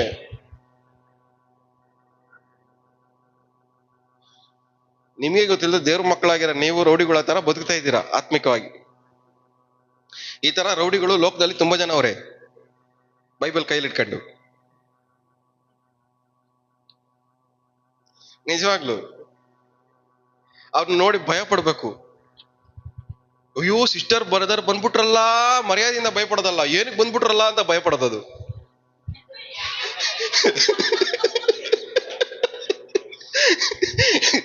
ಎಷ್ಟು ಜನಕ್ಕೆ ಅರ್ಥ ಆಯ್ತು ಹೇಳ್ತಾರದು ಹೇಳಿ. ಬಂದ್ರಲ್ಲ ಅಂತ ಭಯ ಪಡ್ಕೊಂಡು ಮರ್ಯಾದೆ ಕೊಡೋದಲ್ಲ ಅದು. ಯಾಕೆ ಬಂದ್ಬಿಟ್ರಲ್ಲ ಅಂತ ಭಯ ಪಟ್ಟು ಮರ್ಯಾದೆ ಕೊಡ್ತಾ ಇರೋದು. ಪಕ್ಕದಲ್ಲಿ ಮುಖ ನನ್ ಬಗ್ಗೆ ಏನಂತ ತಿಳ್ಕೊಂತ ಇದ್ದೀರಾ ಅಂತ ಕೇಳ್ರಿ. ನಾನ್ ಬರ್ತಾ ಇದ್ದೀನಿ ಅಂತ ಸಂತೋಷ ಪಡ್ತಾ ಇದ್ದೀರಾ, ಮರ್ಯಾದೆ ಕೊಡ್ತಾ ಇದ್ದೀರಾ? ಇಲ್ಲ ನಾನು ಬಂದ್ಬಿಟ್ಟಲ್ಲ ಅಂತ ಮರ್ಯಾದೆ ಕೊಡ್ತಾ ಇದ್ದೀರಾ?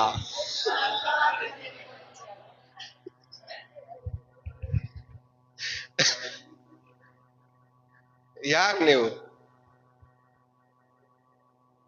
ಮುಕ್ಕಾಲು ಭಾಗ ನಮ್ ಯೋಚನೆ ಎಲ್ಲ ಬಂದ್ಬಿಟ್ರಲ್ಲ ಅಂತ ಮರ್ಯಾದೆ ಕೊಡೋದು ಜಾಸ್ತಿ ನಮ್ಗೆ ಅಲ್ಲ. ಇದೆಲ್ಲ ರೌಡಿಗಳ ಸೂಚನೆ. ನೀವು ರೌಡಿ ಆಗ್ತಾ ಇರೋದಕ್ಕೆ ಸೂಚನೆ.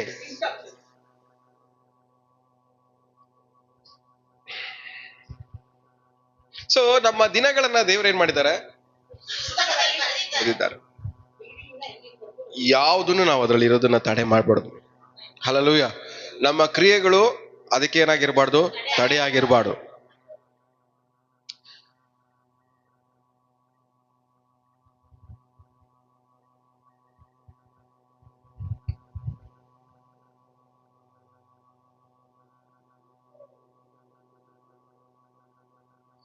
ಕೀರ್ತನೆ 140.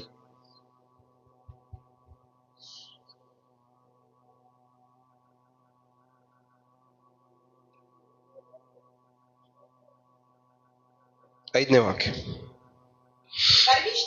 ಗರ್ವಿಷ್ಠರು ನನಗೋಸ್ಕರ ಗುಪ್ತ ಸ್ಥಳದಲ್ಲಿ ಉರುಳನ್ನು ಪಾಶವನ್ನು ಒಡ್ಡಿದ್ದಾರೆ, ದಾರಿಯ ಮಗ್ಗುಲಲ್ಲಿ ಬಲೆ ಹಾಸಿದ್ದಾರೆ. ಏನಂತ ಹೇಳ್ರಿ? ಯಾರಂತ ಅವರು?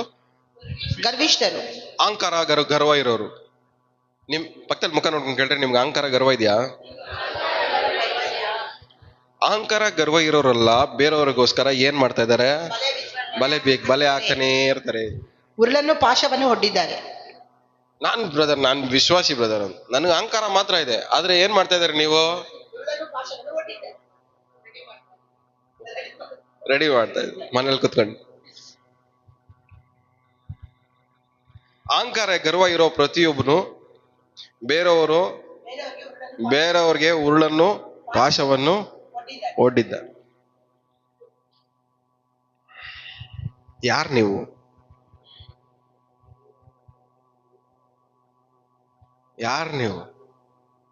ಎಲ್ಲಿಂದ ಬರ್ತೀರ ನೀವೆಲ್ಲ? ಯಾರ್ ನೀವು? ನೀವ್ ಅನ್ಕೊಂಡಿರ್ಬೋದು ನಾನ್ ದೇವ್ರ ಮಗು. ಬಟ್ ನಾವ್ ಮಾಡೋ ಪ್ರತಿಯೊಂದು ಕ್ರಿಯೆಯಲ್ಲೂ ಒಂದ್ ಸೈಡ್ ಎಫೆಕ್ಟ್ಸ್ ಇದಾವೆ.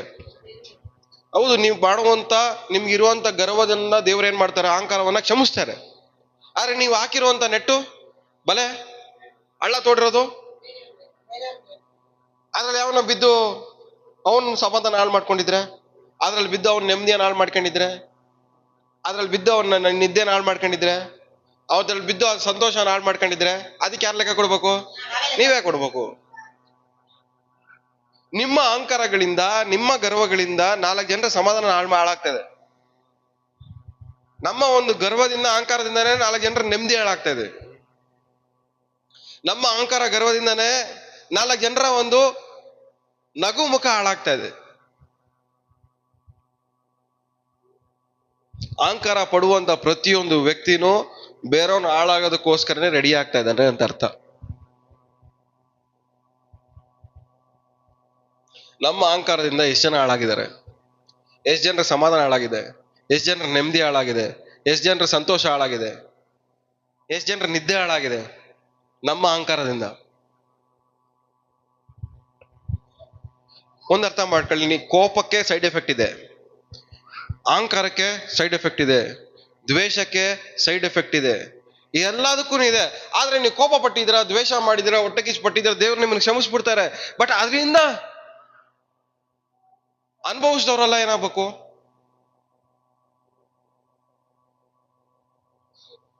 ನೀವು ತೋಡಿರೋ ಹಳ್ಳದಲ್ಲಿ ಬಿದ್ದಿರೋರ್ಗೋಸ್ಕರ ಏನ್ ಹೇಳ್ಬೇಕು ನಾವು?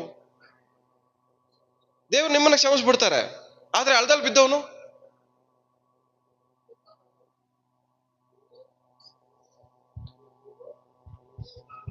ಅಹಂಕಾರ ಪಡುವಂತ ಪ್ರತಿಯೊಂದು ವ್ಯಕ್ತಿನೂ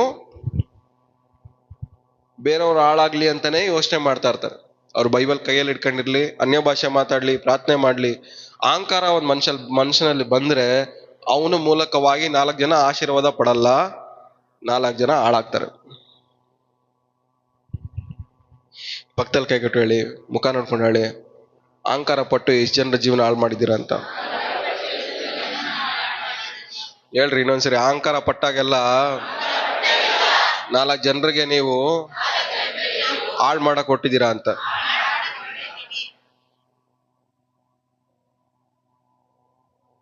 ಎಷ್ಟು ಜನಕ್ಕೆ ಅರ್ಥ ಆಗ್ತದೆ ಹೇಳ್ತಿರೋದು? ಇನ್ನೊಂದ್ಸರಿ ವಾಕ್ಯ ಹೋದ್ರೆ ಎಲ್ಲರ ತಲೆಗೆ ಹೋಗ್ಲಿ. ಗರ್ವಿಷ್ಠರು ನನಗೋಸ್ಕರ ಗುಪ್ತ ಸ್ಥಳದಲ್ಲಿ ಉರುಳನ್ನು ಪಾಶಗಳನ್ನು ಒಡ್ಡಿದ್ದಾರೆ, ದಾರಿಯ ಮಗ್ಗುಲಲ್ಲಿ ಬಲೆ ಹಾಸಿದ್ದಾರೆ, ನನಗಾಗಿ ಬೋನಿಟ್ಟಿದ್ದಾರೆ. ನನಗಾಗಿ ಏನ್ ಮಾಡಿದೆ? ದಾರಿಯ ಮಗ್ಗುಲಲ್ಲಿ ಬಲೆ ಹಾಕಿದ್ದಾರೆ.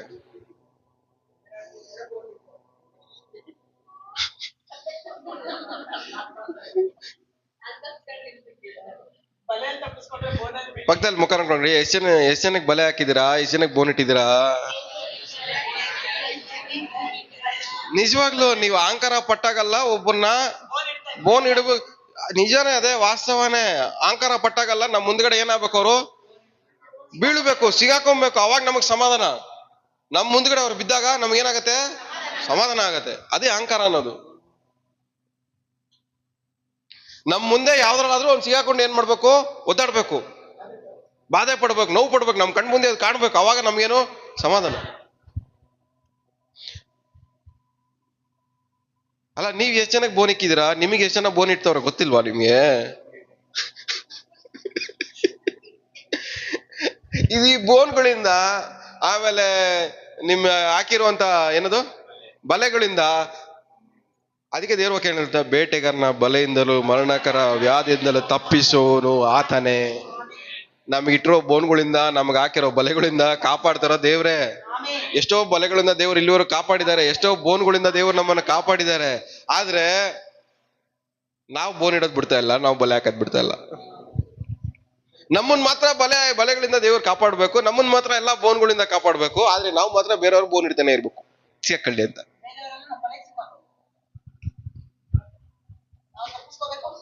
ಫ್ರೀಯಾಗಿ ಸಂತೋಷವಾಗಿ ನಗ್ನಗ್ತಾ ಓಡಾಡ್ತಾ ಇರೋರು ನೋಡಿದ್ರೆ ನಮ್ಗೆ ತಡ್ಕೊಳಕ್ಕೆ ಆಗಲ್ಲ, ಬಲೆ ಹಾಕ್ಬಿಡೋದು. ನಗ್ನಗ್ತಾ ಓಡಾಡ್ತೀಯ, ಸಿಗಾಕೋ. ಅದೇ ತರ ನಾವು ಸಂತೋಷವಾಗಿ ನಗ್ನಗ್ತಾ ಸಮಾಧಾನ ಏನು ಚಿಂತೆಯಿಂದ ಓಡಾಡ್ತಾ ಇದ್ರೆ ಯಾರನ್ನ ಬಲೆ ಹಾಕ್ಬಿಡ್ತಾರೆ. ಎಷ್ಟು ದಿನ ಹಿಂಗೆ ನಗ್ನಗ್ತಾ ಹೋಗ್ತೀಯ, ಹಾರಾಡ್ತಾ ಇದ್ಯಾ ಅಂತ.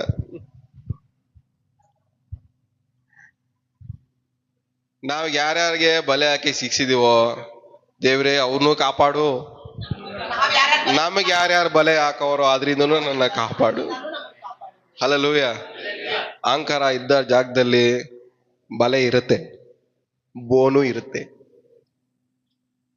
ಯಾರಿಗಾದ್ರೂ ಸೂಚನೆ ಬಂದ್ಬಿಡ್ತು ಅನ್ಕೊಳ್ಳಿ, ಅಹಂಕಾರ ಬತ್ತೈತೆ, ನಾನೇ ಕರೆಕ್ಟು, ನಾನೇ ಪರ್ಫೆಕ್ಟು, ಸ್ವಾಮಿ ಇವನ್ ಎಲ್ಲೋ ಬೋನ್ ಇಡಕ್ ರೆಡಿ ಆಗವನೆ, ಇವನ್ ಬಿಟ್ಟು ದೂರ ಹೋದ್ರೆ ಒಳ್ಳೇದು. ಯಾರಾದ್ರೂ ನಾನು ಮುಂದ್ಗಡೆ ನಾನೇ ಕರೆಕ್ಟ್ ಅನ್ಕೊಂಡು ಏನಾದ್ರು ಹೇಳಿದ್ರು ಅನ್ಕೊಳ್ಳಿ, ನನ್ಗೆ ಅರ್ಥ ಆಯ್ತು, ನನಗೆ ಬೋನ್ ಇಡಕ್ ರೆಡಿ ಆಯ್ತವನೆ, ಇಲ್ಲ ಸ್ವಾಮಿ ನೀನೇ ಕರೆಕ್ಟ್, ನೀನೇ ಪರ್ಫೆಕ್ಟ್, ನೀನೇ ರೈಟ್, ನೀನೇ ಒಳ್ಳೆಯವನು ಅನ್ಬಿಟ್ಟು ಹೋಗ್ಬಿಡ್ತೀನಿ ಅಲ್ಲಿಂದ. ಅಟ್ಲೀಸ್ಟ್ ಬೋನ್ ಇಡೋದೇ ತಪ್ಪಿಸ್ಕೋಬೋದಲ್ಲ.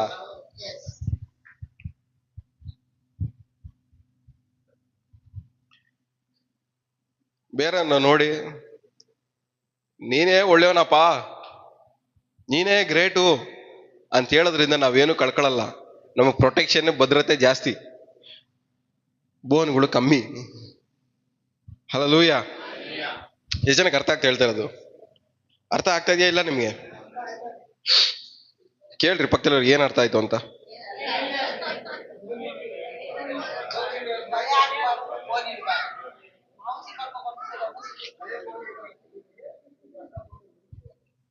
ಮತ್ತೆ ಬೋನಿಕ್ಕಕ್ಕ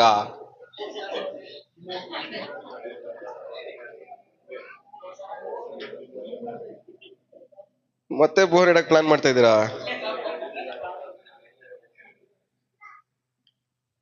ಫಿಲಿಪ್ಪಿ ಬರೆದ ಪುಸ್ತಕದಲ್ಲಿ ಓದ್ ನೋಡ್ರಿ, 2ನೇ ಅಧ್ಯಾಯ 3ನೇ ವಾಕ್ಯ.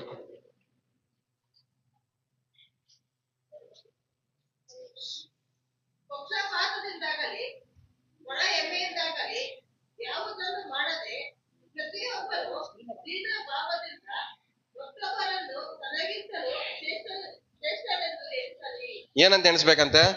ಪಕ್ಷಪಾತದಿಂದಾಗಲಿ ಪಕ್ಷಪಾತದಿಂದಾಗಲಿ ಒಣ ಹೆಮ್ಮೆಯಿಂದಾಗಲಿ ಹೆಮ್ಮೆಯಿಂದಾಗಲಿ ಯಾವುದನ್ನು ಮಾಡದೆ ಪ್ರತಿಯೊಬ್ಬನು ದೀನ ಭಾವದಿಂದ ಮತ್ತೊಬ್ಬರನ್ನು ನೀನೇ ಗ್ರೇಟ್ ಅಂತ ಹೇಳ್ಬೇಕಾದ್ರೆ ಏನಂತ ಎಣಿಸ್ಬೇಕಂತೆ? ಹಂಗೆ ಎಣಿಸ್ಬೇಕಾದ್ರೆ ಏನಾಗತ್ತೆ ಹೇಳ್ರಿ? ನಿಮ್ ಲೈಫ್ ಅಲ್ಲಿ ಬೋನ್ಗಳು, ನೆಟ್ಗಳು, ಬಲೆಗಳು ಕಮ್ಮಿ ಆಗತ್ತೆ. ಯಾವಾಗ ನಾನೇ ಗ್ರೇಟು, ನಾನೇ ಎಲ್ಲಾನು ಅನ್ಕೊಂಡು ನೀವು ಯಾವಾಗ ಮುಂದೆ ಹೋಯ್ತಿರೋ ನಿಮ್ ಲೈಫ್ ಅಲ್ಲಿ ನಿಮ್ಗೆ ಬೋನ್ಗಳು ಬಲೆಗಳು ಜಾಸ್ತಿ ಆಯ್ತವೆ. ಯಾಕೆ? ಅಹಂಕಾರಗಳಿಗೆ ಲಿಮಿಟ್ ಇಲ್ಲ. ಅವನ್ ನಾವೇ ಗ್ರೇಟ್ ಅಂದ್ರೆ ನಾನ್ ನಿಮ್ಮಪ್ಪ, ನಾನು ನಿನ್ಗಿಂತ ಗ್ರೇಟ್ ಅನ್ನೋ ಇನ್ನೊಬ್ಬ ಬರ್ತಾನೆ. ಅವನೇ ಗ್ರೇಟ್ ಅಂದ್ರೆ ಅವನಿಗಿಂತ ಗ್ರೇಟ್ ಅನ್ನೋ ಇನ್ನೊಬ್ಬ ಬರ್ತಾನೆ. ಈ ಅಹಂಕಾರಗಳಿಗೆ ಗರ್ವಗಳಿಗೆ ಲಿಮಿಟೇ ಇಲ್ಲ.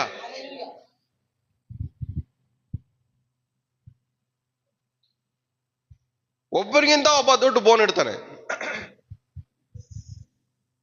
ಸೊ ಅದೆಲ್ಲ ನಾವೇನ್ ಮಾಡ್ಬೇಕಂತ ಇವತ್ತಿಂದ, ಅಹಂಕಾರದಿಂದಾಗಲಿ ಗರ್ವದಿಂದಾಗಲಿ ಒಣ ಹೆಮ್ಮೆಯಿಂದಾಗಲಿ ಏನು ಮಾಡ್ದೆ ದೀನ ಭಾವದಿಂದ ನನಗಿಂತ ನೀನೇ ದೊಡ್ಡವನ್ ಸ್ವಾಮಿ ಅನ್ಕೊಂಡ್ ಬದುಕ್ಬಿಟ್ರೆ ಆರಾಮಾಗಿ ಬದುಕ್ಬೋದು ನಾವು.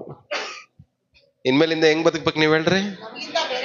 ಹೇಳ್ರಿ ಪಕ್ಕದಲ್ಲಿರೋರಿಗೆ, ನನಗಿಂತ ನೀವೇ ಗ್ರೇಟ್ ಬ್ರದರ್, ನನಗಿಂತ ನೀವೇ ಗ್ರೇಟ್ ಸಿಸ್ಟರ್. ಹಂಗ ಹೇಳ್ಬಿಟ್ರೆ ಅವ್ರಿಂದ ನಮ್ಗೆ ಏನು ಡೇಂಜರ್ ಇಲ್ಲ, ಅವರಿಂದ ನಮ್ಗೆ ಏನು ಪ್ರಾಬ್ಲಮ್ ಇಲ್ಲ.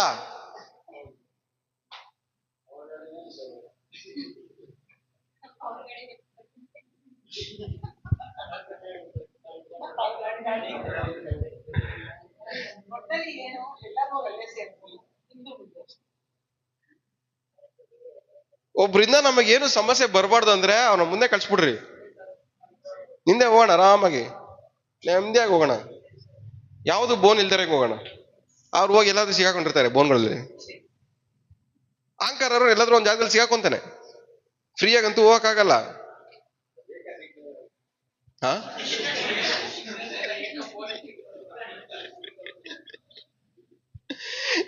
ಇವಾಗ ಒಂದ್ ಅರ್ಥ ಮಾಡ್ಕೊಳ್ಳಿ, ನಿಮ್ ಕುಟುಂಬದಲ್ಲಿ ಅಹಂಕಾರ ಇದ್ರೆ ನಿಮ್ ಮನೆಗಳಲ್ಲೇ ನಿಮ್ಗೆ ನೀವೇ ಬೋನ್ ಇಕ್ಕೊಂಡಿರ್ತೀರ. ನಿಮ್ಮ ನೆರೆಯವರಲ್ಲಿ ಬಂಧು ಬಳಗದವರ ಮಧ್ಯದಲ್ಲಿ ಅಹಂಕಾರ ಇದ್ರೆ ಗರ್ವ ಇದ್ರೆ ನಿಮ್ಮ ಬಂಧು ಬಳಗದವರೇ ನಿಮ್ಗೆ ಏನ್ ಇಡ್ತಾ ಇರ್ತಾರೆ? ಬೋನ್ ಇಡ್ತಾ ಇರ್ತಾರೆ.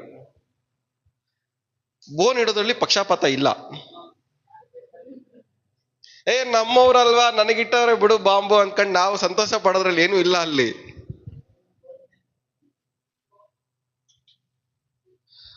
ಅಹಂಕಾರಕ್ಕೆ ಜಾತಿ ಮತ ಏನು ಗೊತ್ತಿಲ್ಲ. ಅಹಂಕಾರಕ್ಕೆ ಗೊತ್ತಿರೋದು ಒಂದೇ, ಬಲೆ ಹಾಕೋದು, ಬೋನ್ ಇಡೋದು. ನಿಮ್ಮ ರಿಲೇಷನ್ಸ್ ಅಲ್ಲಿ ಬಂಧು ಬಳಗದವ್ರ ಮಧ್ಯದಲ್ಲಿ ಅಹಂಕಾರ ಗರ್ವ ಇದೆ ಅಂದ್ರೆ ಆ ಜಾಗಕ್ಕೆ ಹೋಗದೆ ಇರೋದಕ್ಕೆ ನಿಮ್ಮನ್ನ ನೀವು ಕಾಪಾಡ್ಕೊಳ್ಳೋದು ಒಳ್ಳೇದು.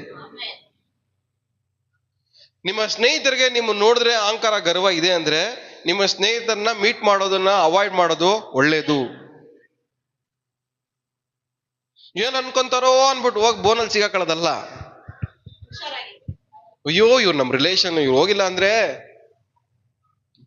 ಬೇಜಾರು ಮಾಡ್ಕೊಂತಾರೆ, ಅವತ್ತೇ ನಿಮಗೆ ಬೋನಿಕ್ಕಿರ್ತಾರೆ.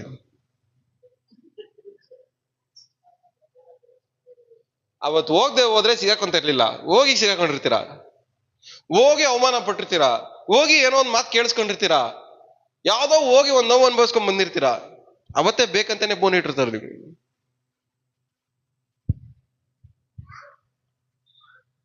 ರಿಲೇಷನ್ನು, ಅಕ್ಕ ತಮ್ಮ, ಅಣ್ಣ ತಮ್ಮ, ಇವೆಲ್ಲ ಹೊಟ್ಟೆ ಕಿಚ್ಚಿಗೆ, ಗರ್ವಕ್ಕೆ, ಕೋಪಕ್ಕೆ, ದ್ವೇಷಕ್ಕೆ, ಹೊಟ್ಟೆ ಕಿಚ್ಚಿಗೆ, ಅಸೂಯೆಗಳಿಗೆ ಈ ಯಾವೂ ಗೊತ್ತಿಲ್ಲ.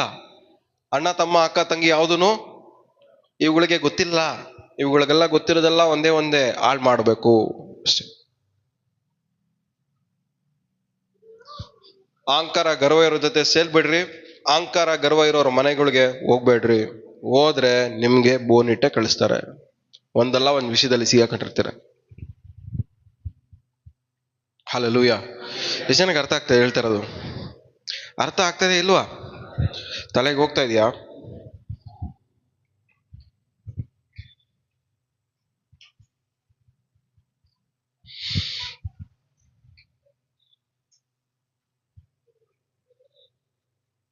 ಸೊ ಇವತ್ತಿಂದ ನಾವೇನ್ ಮಾಡ್ಬೇಕು?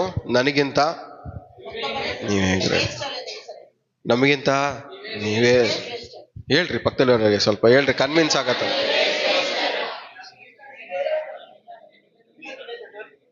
ನನಗಿಂತ ನೀವೇ ಚೆನ್ನಾಗಿ ಪ್ರೇಯರ್ ಮಾಡೋರು, ನನಗಿಂತ ನೀವೇ ಬೈಬಲ್ ಚೆನ್ನಾಗಿ ಓದೋರು, ನನಗಿಂತ ನೀವೇ ಒಳ್ಳೆಯವರು, ನನಗಿಂತ ನೀವೇ ಒಳ್ಳೆ ಸೇವೆ ಮಾಡೋರು. ಅವ್ರ ಮೇಲ್ ಕುಡಿಸ್ಬಿಟ್ಟು ಅವ್ರ ಕೆಳಗಡೆ ಬಿದ್ದಿದ್ರೆ ಅವ್ರ ಕೆಳಗಡೆ ಬೀಳೋದು ನಮ್ ಪ್ರಾಬ್ಲಮ್ ಅಲ್ಲ, ಮೇಲ್ ಕುಣಿಸೋದು ಮಾತ್ರ ನಮ್ ಪ್ರಾಬ್ಲಮ್. ಅವ್ರ ಕೆಳಗಡೆ ಬೀಳ್ತಾರೆ, ನಾವೇನ್ ಮಾಡೋಣ? ಅದಕ್ಕೇನ್ ನಾವು ಮಾಡಕ್ಕಾಗಲ್ಲ. ಹಂಗಂತೇಳಿ ನಾವು ಕೆಳಗಡೆ ಬೀಳ್ಸಕ್ಕಾಗಲ್ಲ ಬೇಕಂತಾನೆ. ಮುಂದೆ ತಳ್ಳ್ರಿ, ಹಿಂದೆ ಇರ್ರಿ. ಮುಂದೆ ನಿಂತ್ಕೊಂಡ್ರೆ ಫಸ್ಟ್ ನಿಮ್ಗೆ ಬೀಳೋದು. ಏನ್ ಹೇಳ್ರಿ? ಮುಂದೆ ನಿಂತ್ಕೊಂಡ್ರೆ ಫಸ್ಟ್ ಓದೆ ಯಾರಿಗೆ ಬೀಳೋದು? ನಿಮಗೆ. ನಾನೇ ಅನ್ಕೊಂಡ್ರೆ ಫಸ್ಟ್ ಕಪಾಳ ಹೊಡೆದು ಕಳಿಸ್ತಾರೆ ನಿಮ್ಗೆ. ಯಾವತ್ತು ಅರ್ಥ ಮಾಡ್ಕೊಳ್ಳಿ, ಕುರುಬ ಮುಂದೆ ಇರ್ತಾರೆ, ಕುರಿಗಳು ಹಿಂದೆ ಇರ್ತವೆ. ಏನಕ್ಕೆ? ಕುರಿಗಳಿಗೆ ಬರೋ ತೊಂದರೆ ಎಲ್ಲ ಫಸ್ಟ್ ಯಾರಿಗೆ ಬರ್ಬೇಕು? ಕುರುಬನಿಗೆ ಬರ್ಬೇಕು. ನಮ್ಮ ಮುಂದ್ಗಡೆ ದೇವ್ರು ಇರ್ಲಿ, ನಮ್ಮ ಅಹಂಕಾರ ಇರಬಾರ್ದು, ನಮ್ಮ ಗರ್ವ ನಮ್ಮ ಮುಂದ್ಗಡೆ ಇರಬಾರ್ದು, ನಮ್ಮ ಕೋಪ ನಮ್ಮ ಮುಂದ್ಗಡೆ ಇರಬಾರ್ದು, ನಮ್ಮ ದ್ವೇಷ ಅಸೂಯೆ ಯಾವುದು ನಮ್ಮ ಮುಂದ್ಗಡೆ ಇರಬಾರ್ದು. ದೇವ್ರು ಮಾತ್ರ ನಮ್ಮ ಮುಂದ್ಗಡೆ ಇರಬೇಕು. ಹಲ್ಲೆಲೂಯಾ. ದೇವ್ರು ಮಾತ್ರ ನಮ್ಮ ಮುಂದ್ಗಡೆ ಇರಬೇಕು. ಏನ್ ಬಂದ್ರು ಅವ್ರಿಗೆ ಮುಂದೆ ಹೋಗ್ತಾ ಇರ್ತಾರೆ. ಬೋನ್ಗಳಿಂದ ಅವ್ರು ಕಾಪಾಡ್ತಾ ಇರ್ತಾರೆ, ಆಮೇಲೆ ಬಲೆಗಳಿಂದ ನಮ್ಮನ್ನು ಕಾಪಾಡ್ತಾ ಇರ್ತಾರೆ. ಯಾಕೆ ದೇವ್ರ ವಾಕ್ಯ ಏನ್ ಹೇಳ್ತಾ? ಅವಾಗ್ಲೇ ನಾವು ಓದ್ದಂಗೆ, ಬೇಟೆಗಾರನ ಬಲೆಯಿಂದಲೂ ಮರಣಕರ ವ್ಯಾಧಿಯಿಂದಲೂ ತಪ್ಪಿಸುವನು ಆತನೇ. ಅವ್ರು ತಪ್ಪಿಸ್ಬೇಕಂದ್ರೆ ಅವ್ರು ನಮ್ಮ ಮುಂದ್ಗಡೆ ಅವ್ರು ಹೋಗ್ಬೇಕು ತಾನೆ. ನಮ್ಮ ಮುಂದ್ಗಡೆ ಅವ್ರನ್ನ ಕಳ್ಸೋಣ. ನಾವೇ ಗರ್ವ ಪಟ್ಕೊಂಡು ಅಹಂಕಾರ ಪಟ್ಟು ನಾನೇ ಗ್ರೇಟು ನಾವು ಮುಂದೆ ಓಡೋಗ್ತಾ ಇದ್ರೆ ಫಸ್ಟ್ ಹೋಗಿ ನೀವೇ ಸಿಕ್ಕೊಳ್ಳೋದು. ಇದೇ ಅಹಂಕಾರಗಳಿಂದ, ಗರ್ವಗಳಿಂದ, ಕೋಪದಿಂದ, ದ್ವೇಷದಿಂದ, ಸಿಟ್ಟುಗಳಿಂದ ನಾವೇನ್ ಮಾಡ್ತಾ ಇದೀವಿ? ಅನೇಕ ವಿಷಯಗಳಲ್ಲಿ ಸಿಗಾಕೊಂಡು ಒದ್ದಾಡ್ತಾ ಇದೀವಿ. ಈ ಅಹಂಕಾರ, ಗರ್ವ ಇವುಗಳಿಂದ ಸಿಗಾಕೊಂಡು ಇವು ವಿಷಯಗಳಿಂದ ದೇವರು ಇವತ್ತು ನಮ್ಮನ್ನ ಕಾಪಾಡ್ಲಿ. ಹಲ್ಲೆಲೂಯಾ. ನಿಮ್ಮ ಈಗೋಗಳಿಂದ, ನಿಮ್ಮ ಆಟಿಟ್ಯೂಡ್ಗಳಿಂದ, ನಿಮ್ಮ ಗರ್ವದಿಂದ, ಅಹಂಕಾರದಿಂದ ಯಾವ್ದು ಸಿಗಾಕೊಂಡಿದ್ರೋ ದೇವರು ಇವತ್ತು ನಿಮ್ಮನ್ನ ಕಾಪಾಡ್ಲಿ. ಹಲ್ಲೆಲೂಯಾ. ಪಕ್ಕದಲ್ಲಿ ಹೇಳ್ರಿ ಅವ್ರಿಗೆ, ಯೇಸು ನಾಮದಲ್ಲಿ ನೀವು ನಿಮ್ಮನ್ನ ಇವತ್ತು ಕಾಪಾಡ್ಲಿ. ನೀವು ಸಿಗಾಕೊಂಡಿರೋ ವಿಷಯಗಳಿಂದ ದೇವರು ನಿಮ್ಮನ್ನ ಕಾಪಾಡ್ಲಿ. ಆಮೇಲೆ ನಾವು ಸಿಗಾಕೊಂಡಿರೋ ವಿಷಯಗಳಿಂದ ಏನ್ ಮಾಡ್ಬೇಕು? ದೇವ್ರು ನಮ್ಮನ್ನ ಕಾಪಾಡ್ಬೇಕು. ನಾವು ಯಾರನ್ನ ಶಿಕ್ಷಿದೀವೋ ಅವ್ರನ್ನೂ ದೇವ್ರು ಕಾಪಾಡ್ಬೇಕು. ಹೇಳ್ರಿ ಪಕ್ಕದಲ್ಲಿರೋರಿಗೆ.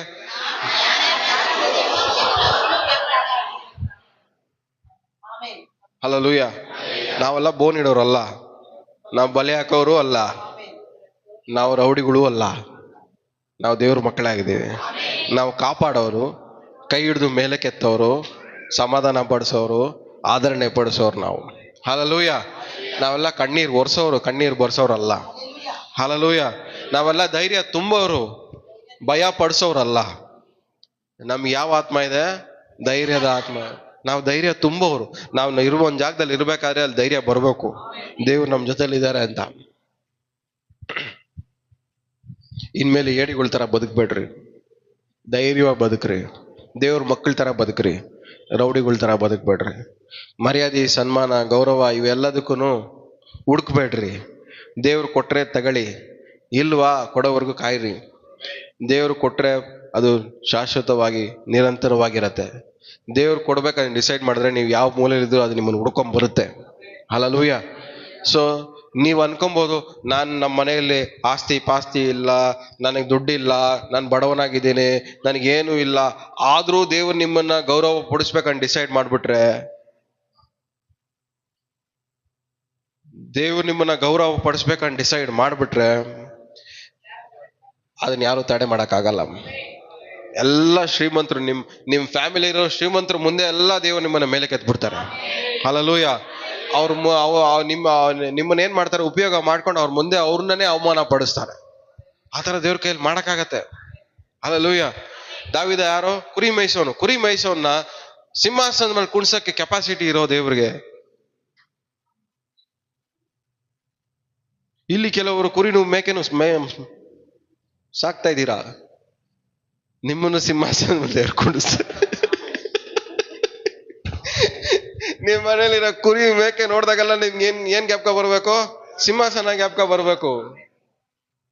ಈ ಕುರಿ ಹಿಡ್ಕೊಂಡು ನಾನು ಎಲ್ಲೂ ಹೋಗ್ಲಿ ಅಂತ ಯೋಚನೆ ಮಾಡಬಾರ್ದು. ಕೋಳಿ ಇದ್ರೆ ಕೋಳಿ ನೋಡ್ರಿ, ಮನೆಯಲ್ಲಿ ಕೋಳಿ ನೋಡ್ದಾಗೆಲ್ಲ ಏನ್ ಜ್ಞಾಪಕ ಬರ್ಬೇಕು ನಿಮ್ಗೆ? ಸಿಂಹಾಸನ ಜ್ಞಾಪಕ ಬರ್ಬೇಕು. ಕೋಳಿ ಮೇಯಿಸೋನಾಗಿದ್ದ ನನ್ನ ದೇವರು ಸಿಂಹಾಸನ ಕುಣಿಸೋರಿ ಅಂತ. ಕುರಿ ಮೇಯಿಸ್ತಾ ಇದ್ದ ನನ್ನ ದೇವರು ಸಿಂಹಾಸನ ಮೇಲೆ ಕುಣಿಸಿದ್ದಾರೆ. ನಾ ಯಾವುದಕ್ಕೂ ಪ್ರಯೋಜನಕ್ಕೆ ಬರ್ದೇ ಇರೋ ನನ್ನ ದೇವ್ರೇನ್ ಮಾಡಿದ್ದಾರೆ? ಸಿಂಹಾಸನ ಮೇಲೆ ಕುಣಿಸಿದ್ದಾರೆ. ಎಲ್ಲಾರ ನನ್ನ ನೋಡಿ ಅವಮಾನ ಪಡಿಸ್ತದ ನನ್ನ ದೇವ್ರು ತಗೊಂಡಾಗ ಏನ್ ಮಾಡಿದ್ದಾರೆ? ಸಿಂಹಾಸನ ಮೇಲೆ ಕುಣಿಸಿದ್ದಾರೆ. ನನ್ನ ನೋಡಿ ಬುದ್ಧಿ ಇಲ್ಲ, ಮುಟ್ಟಾಳ ಅಂತ ಇದ್ದ ನನ್ನನ್ನ ದೇವ್ರು ಏನ್ ಮಾಡಿದ್ದಾರೆ? ತಗೊಂಡಾಗ ಸಿಂಹಾಸನ ಮೇಲೆ ಕುಣಿಸಿದ್ದಾರೆ. ಕೆಲ್ಸಕ್ಕೆ ಬರ್ದೇ ಇರುವಂತ ನನ್ನ, ಯಾವುದಕ್ಕೂ ಪ್ರಯೋಜನಕ್ಕೆ ಬರ್ದಿದ್ದ ನನ್ನ ದೇವ್ರು ಏನ್ ಮಾಡಿದ್ದಾರೆ? ತಗೊಂಡಾಗಿ ಸಿಂಹಾಸನ ಮೇಲೆ ಕುಣಿಸಿದ್ದಾರೆ. ಇದೇ ಒಂದು ಸಾಕ್ಷಿಯಾಗಿ, ಒಂದು ಸ್ಟೋರಿಯಾಗಿ ಬದಲಾಗ್ಬೇಕು ನಿಮ್ ಲೈಫಲ್ಲಿ. ಹಲ್ಲೆಲೂಯ. ಇದು ನಡಿಬೇಕಂದ್ರೆ ದೇವ್ರನ್ನ ನೀವು ಮುಂದೆ ಕಳಿಸ್ಬೇಕು, ದೇವ್ರ ಹಿಂದೆಗಡೆ ನೀವು ಅವ್ರನ್ನ ಅನುಸರಿಸ್ಬೇಕು. ಹಲ್ಲೆಲೂಯ. ಇನ್ಮೇಲೆ ಅಹಂಕಾರ ಪಟ್ಟು, ಗರ್ವ ಪಟ್ಟು ನಿಮ್ ಲೈಫ್ನ ನೀವು ಹಾಳು ಮಾಡ್ಕೊಂಬೇಡ್ರಿ, ಬೇರೆಯವ್ರ ಲೈಫ್ನು ಹಾಳು ಮಾಡಬೇಡ್ರಿ. ಇವತ್ತಿಂದ ದೇವ್ರ ಮಕ್ಕಳಾಗಿ ಬದುಕ್ರಿ, ರೌಡಿಗಳ ತರ ಬದುಕ್ಬೇಡ್ರಿ. ಹಲ್ಲೆಲೂಯ. ನಿಮ್ಮಿಂದ 4 ಜನ ಲೈಫ್ ಭದ್ರಪಡಿಸಲ್ಪಡಲಿ, ಕಾಪಾಡಲ್ಪಡಲಿ, ಸುರಕ್ಷಿತವಾಗಿರಲಿ. ನೀವೇ ಬೇರೆಯವ್ರಿಗೆ ಬೋನಿಡೋರು ಆಗ್ಬಿಟ್ರೆ, ನೀವೇ ಬೇರೆಯವ್ರಿಗೆ ಬಲೆ ಹಾಕೋರು ಆಗ್ಬಿಟ್ರೆ ದೇವ್ರು ನಿಮ್ಮನ್ನ ಹೆಂಗ್ ಉಪಯೋಗ ಮಾಡ್ಕೊಳಕ್ ಸಾಧ್ಯ? ಇವತ್ತು ದೇವ್ರು ನಮ್ಮನ್ನ ಕರೆದಿರೋ ಉದ್ದೇಶ ಬೇರೆಯವ್ರಿಗೆ ಬೋನಿಡಕ್ಕಲ್ಲ, ಬೇರೆಯವ್ರಿಗೆ ಬಲೆ ಹಾಕಕ್ಕಲ್ಲ. ಬಲೆಯಲ್ಲಿರೋರ್ನ ಬಿಡ್ಸಕ್ಕೋಸ್ಕರ ದೇವ್ರು ನಮ್ಮನ್ನ ಆರಿಸ್ಕೊಂಡಿದ್ದಾರೆ, ಬೋನಲ್ಲಿರೋರ್ನ ಬಿಡ್ಸಕ್ಕೋಸ್ಕರ ದೇವ್ರು ನಮ್ಮನ್ನ ಆರಿಸ್ಕೊಂಡಿದ್ದಾರೆ. ಹಲ್ಲೆಲೂಯ. ನಾವು ಸಿಗಾಕ್ಸೋರಲ್ಲ, ನಾವು ಬಿಡಿಸೋರಾಗಿದ್ದೇವೆ. ಹಲ್ಲೆಲೂಯ. ಇವತ್ತು ನಾವು ಎಲ್ಲೆಲ್ಲಿ ಸಿಗಾಕೊಂಡಿದ್ದೇವೆ ದೇವ್ರು ನಮ್ಮನ್ನ ಬಿಡಿಸ್ಲಿ. ಇನ್ಮೇಲೆ ನಾವು ಸಿಗಾಕೊಂಡಿರೋರು ನಾವು ಇನ್ಮೇಲಿಂದ ಬಿಡಿಸೋಣ ಯೇಸು ನಾಮದಲ್ಲಿ. ಇವತ್ತು ಎಲ್ಲ ನಿಂತ್ಕೊಳ್ಳೋಣ, ನಾವು ಪ್ರಾರ್ಥನೆ ಮಾಡೋಣ. ನಾವು ಯಾರ್ಯಾರನ್ನ ಸಿಕ್ಕಿಸ್ತೀವಿ ಒಂದು ನಿಮಿಷ ಅದಕ್ಕೋಸ್ಕರ ನಾವು ಜ್ಞಾಪಕ ಮಾಡ್ಕೊಳ್ಳೋಣ. ನಮ್ಮ ಅಹಂಕಾರದಿಂದ, ನಮ್ಮ ಗರ್ವದಿಂದ ಎಷ್ಟು ಜನ ಹಾಳು ಮಾಡಿದ್ದೀವಿ, ಎಷ್ಟು ಜನ ಸಮಾಧಾನ ಹಾಳು ಮಾಡಿದ್ದೀವಿ, ಎಷ್ಟು ಜನ ನೆಮ್ಮದಿ ಹಾಳು ಮಾಡಿದ್ದೀವಿ, ಎಷ್ಟು ಜನ ಸಂತೋಷನ ಹಾಳು ಮಾಡಿದ್ದೀವಿ, ಎಷ್ಟು ಜನರ ಸಮಾಧಾನ ಹಾಳು ಮಾಡಿದ್ದೀವಿ. ನಮ್ಮ ಅಹಂಕಾರದಿಂದನೇ ಅಲ್ವಾ, ನಮ್ಮ ಗರ್ವದಿಂದನೇ ಅಲ್ಲ ಹಾಳಾಗಿದ್ದು. ದೇವ್ರ ಹತ್ರ ಕ್ಷಮಾಪಣೆ ಕೇಳೋಣ. ದೇವ್ರೇ, ನನ್ನ ಅಹಂಕಾರದಿಂದ, ನನ್ನ ಗರ್ವದಿಂದ ಇವ್ರ ಸಮಾಧಾನಗಳನ್ನ ಹಾಳು ಮಾಡಿದೆ, ಇವ್ರ ನೆಮ್ಮದಿಯನ್ನು ಹಾಳು ಮಾಡಿದೆ, ಇವ್ರ ಸಂತೋಷನ ಹಾಳು ಮಾಡಿದೆ.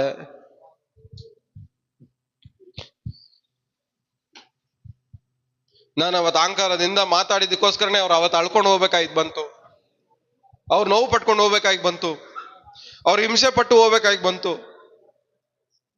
ನನ್ನ ಕ್ಷಮಿಸು ಸ್ವಾಮಿ, ನನ್ನ ಕ್ಷಮಿಸು ಸ್ವಾಮಿ. ನನ್ನಿಂದ ಅನೇಕ ಜನರಿಗೆ ತೊಂದರೆ ಆಗಿದೆ, ನನ್ನ ಕ್ಷಮಿಸು.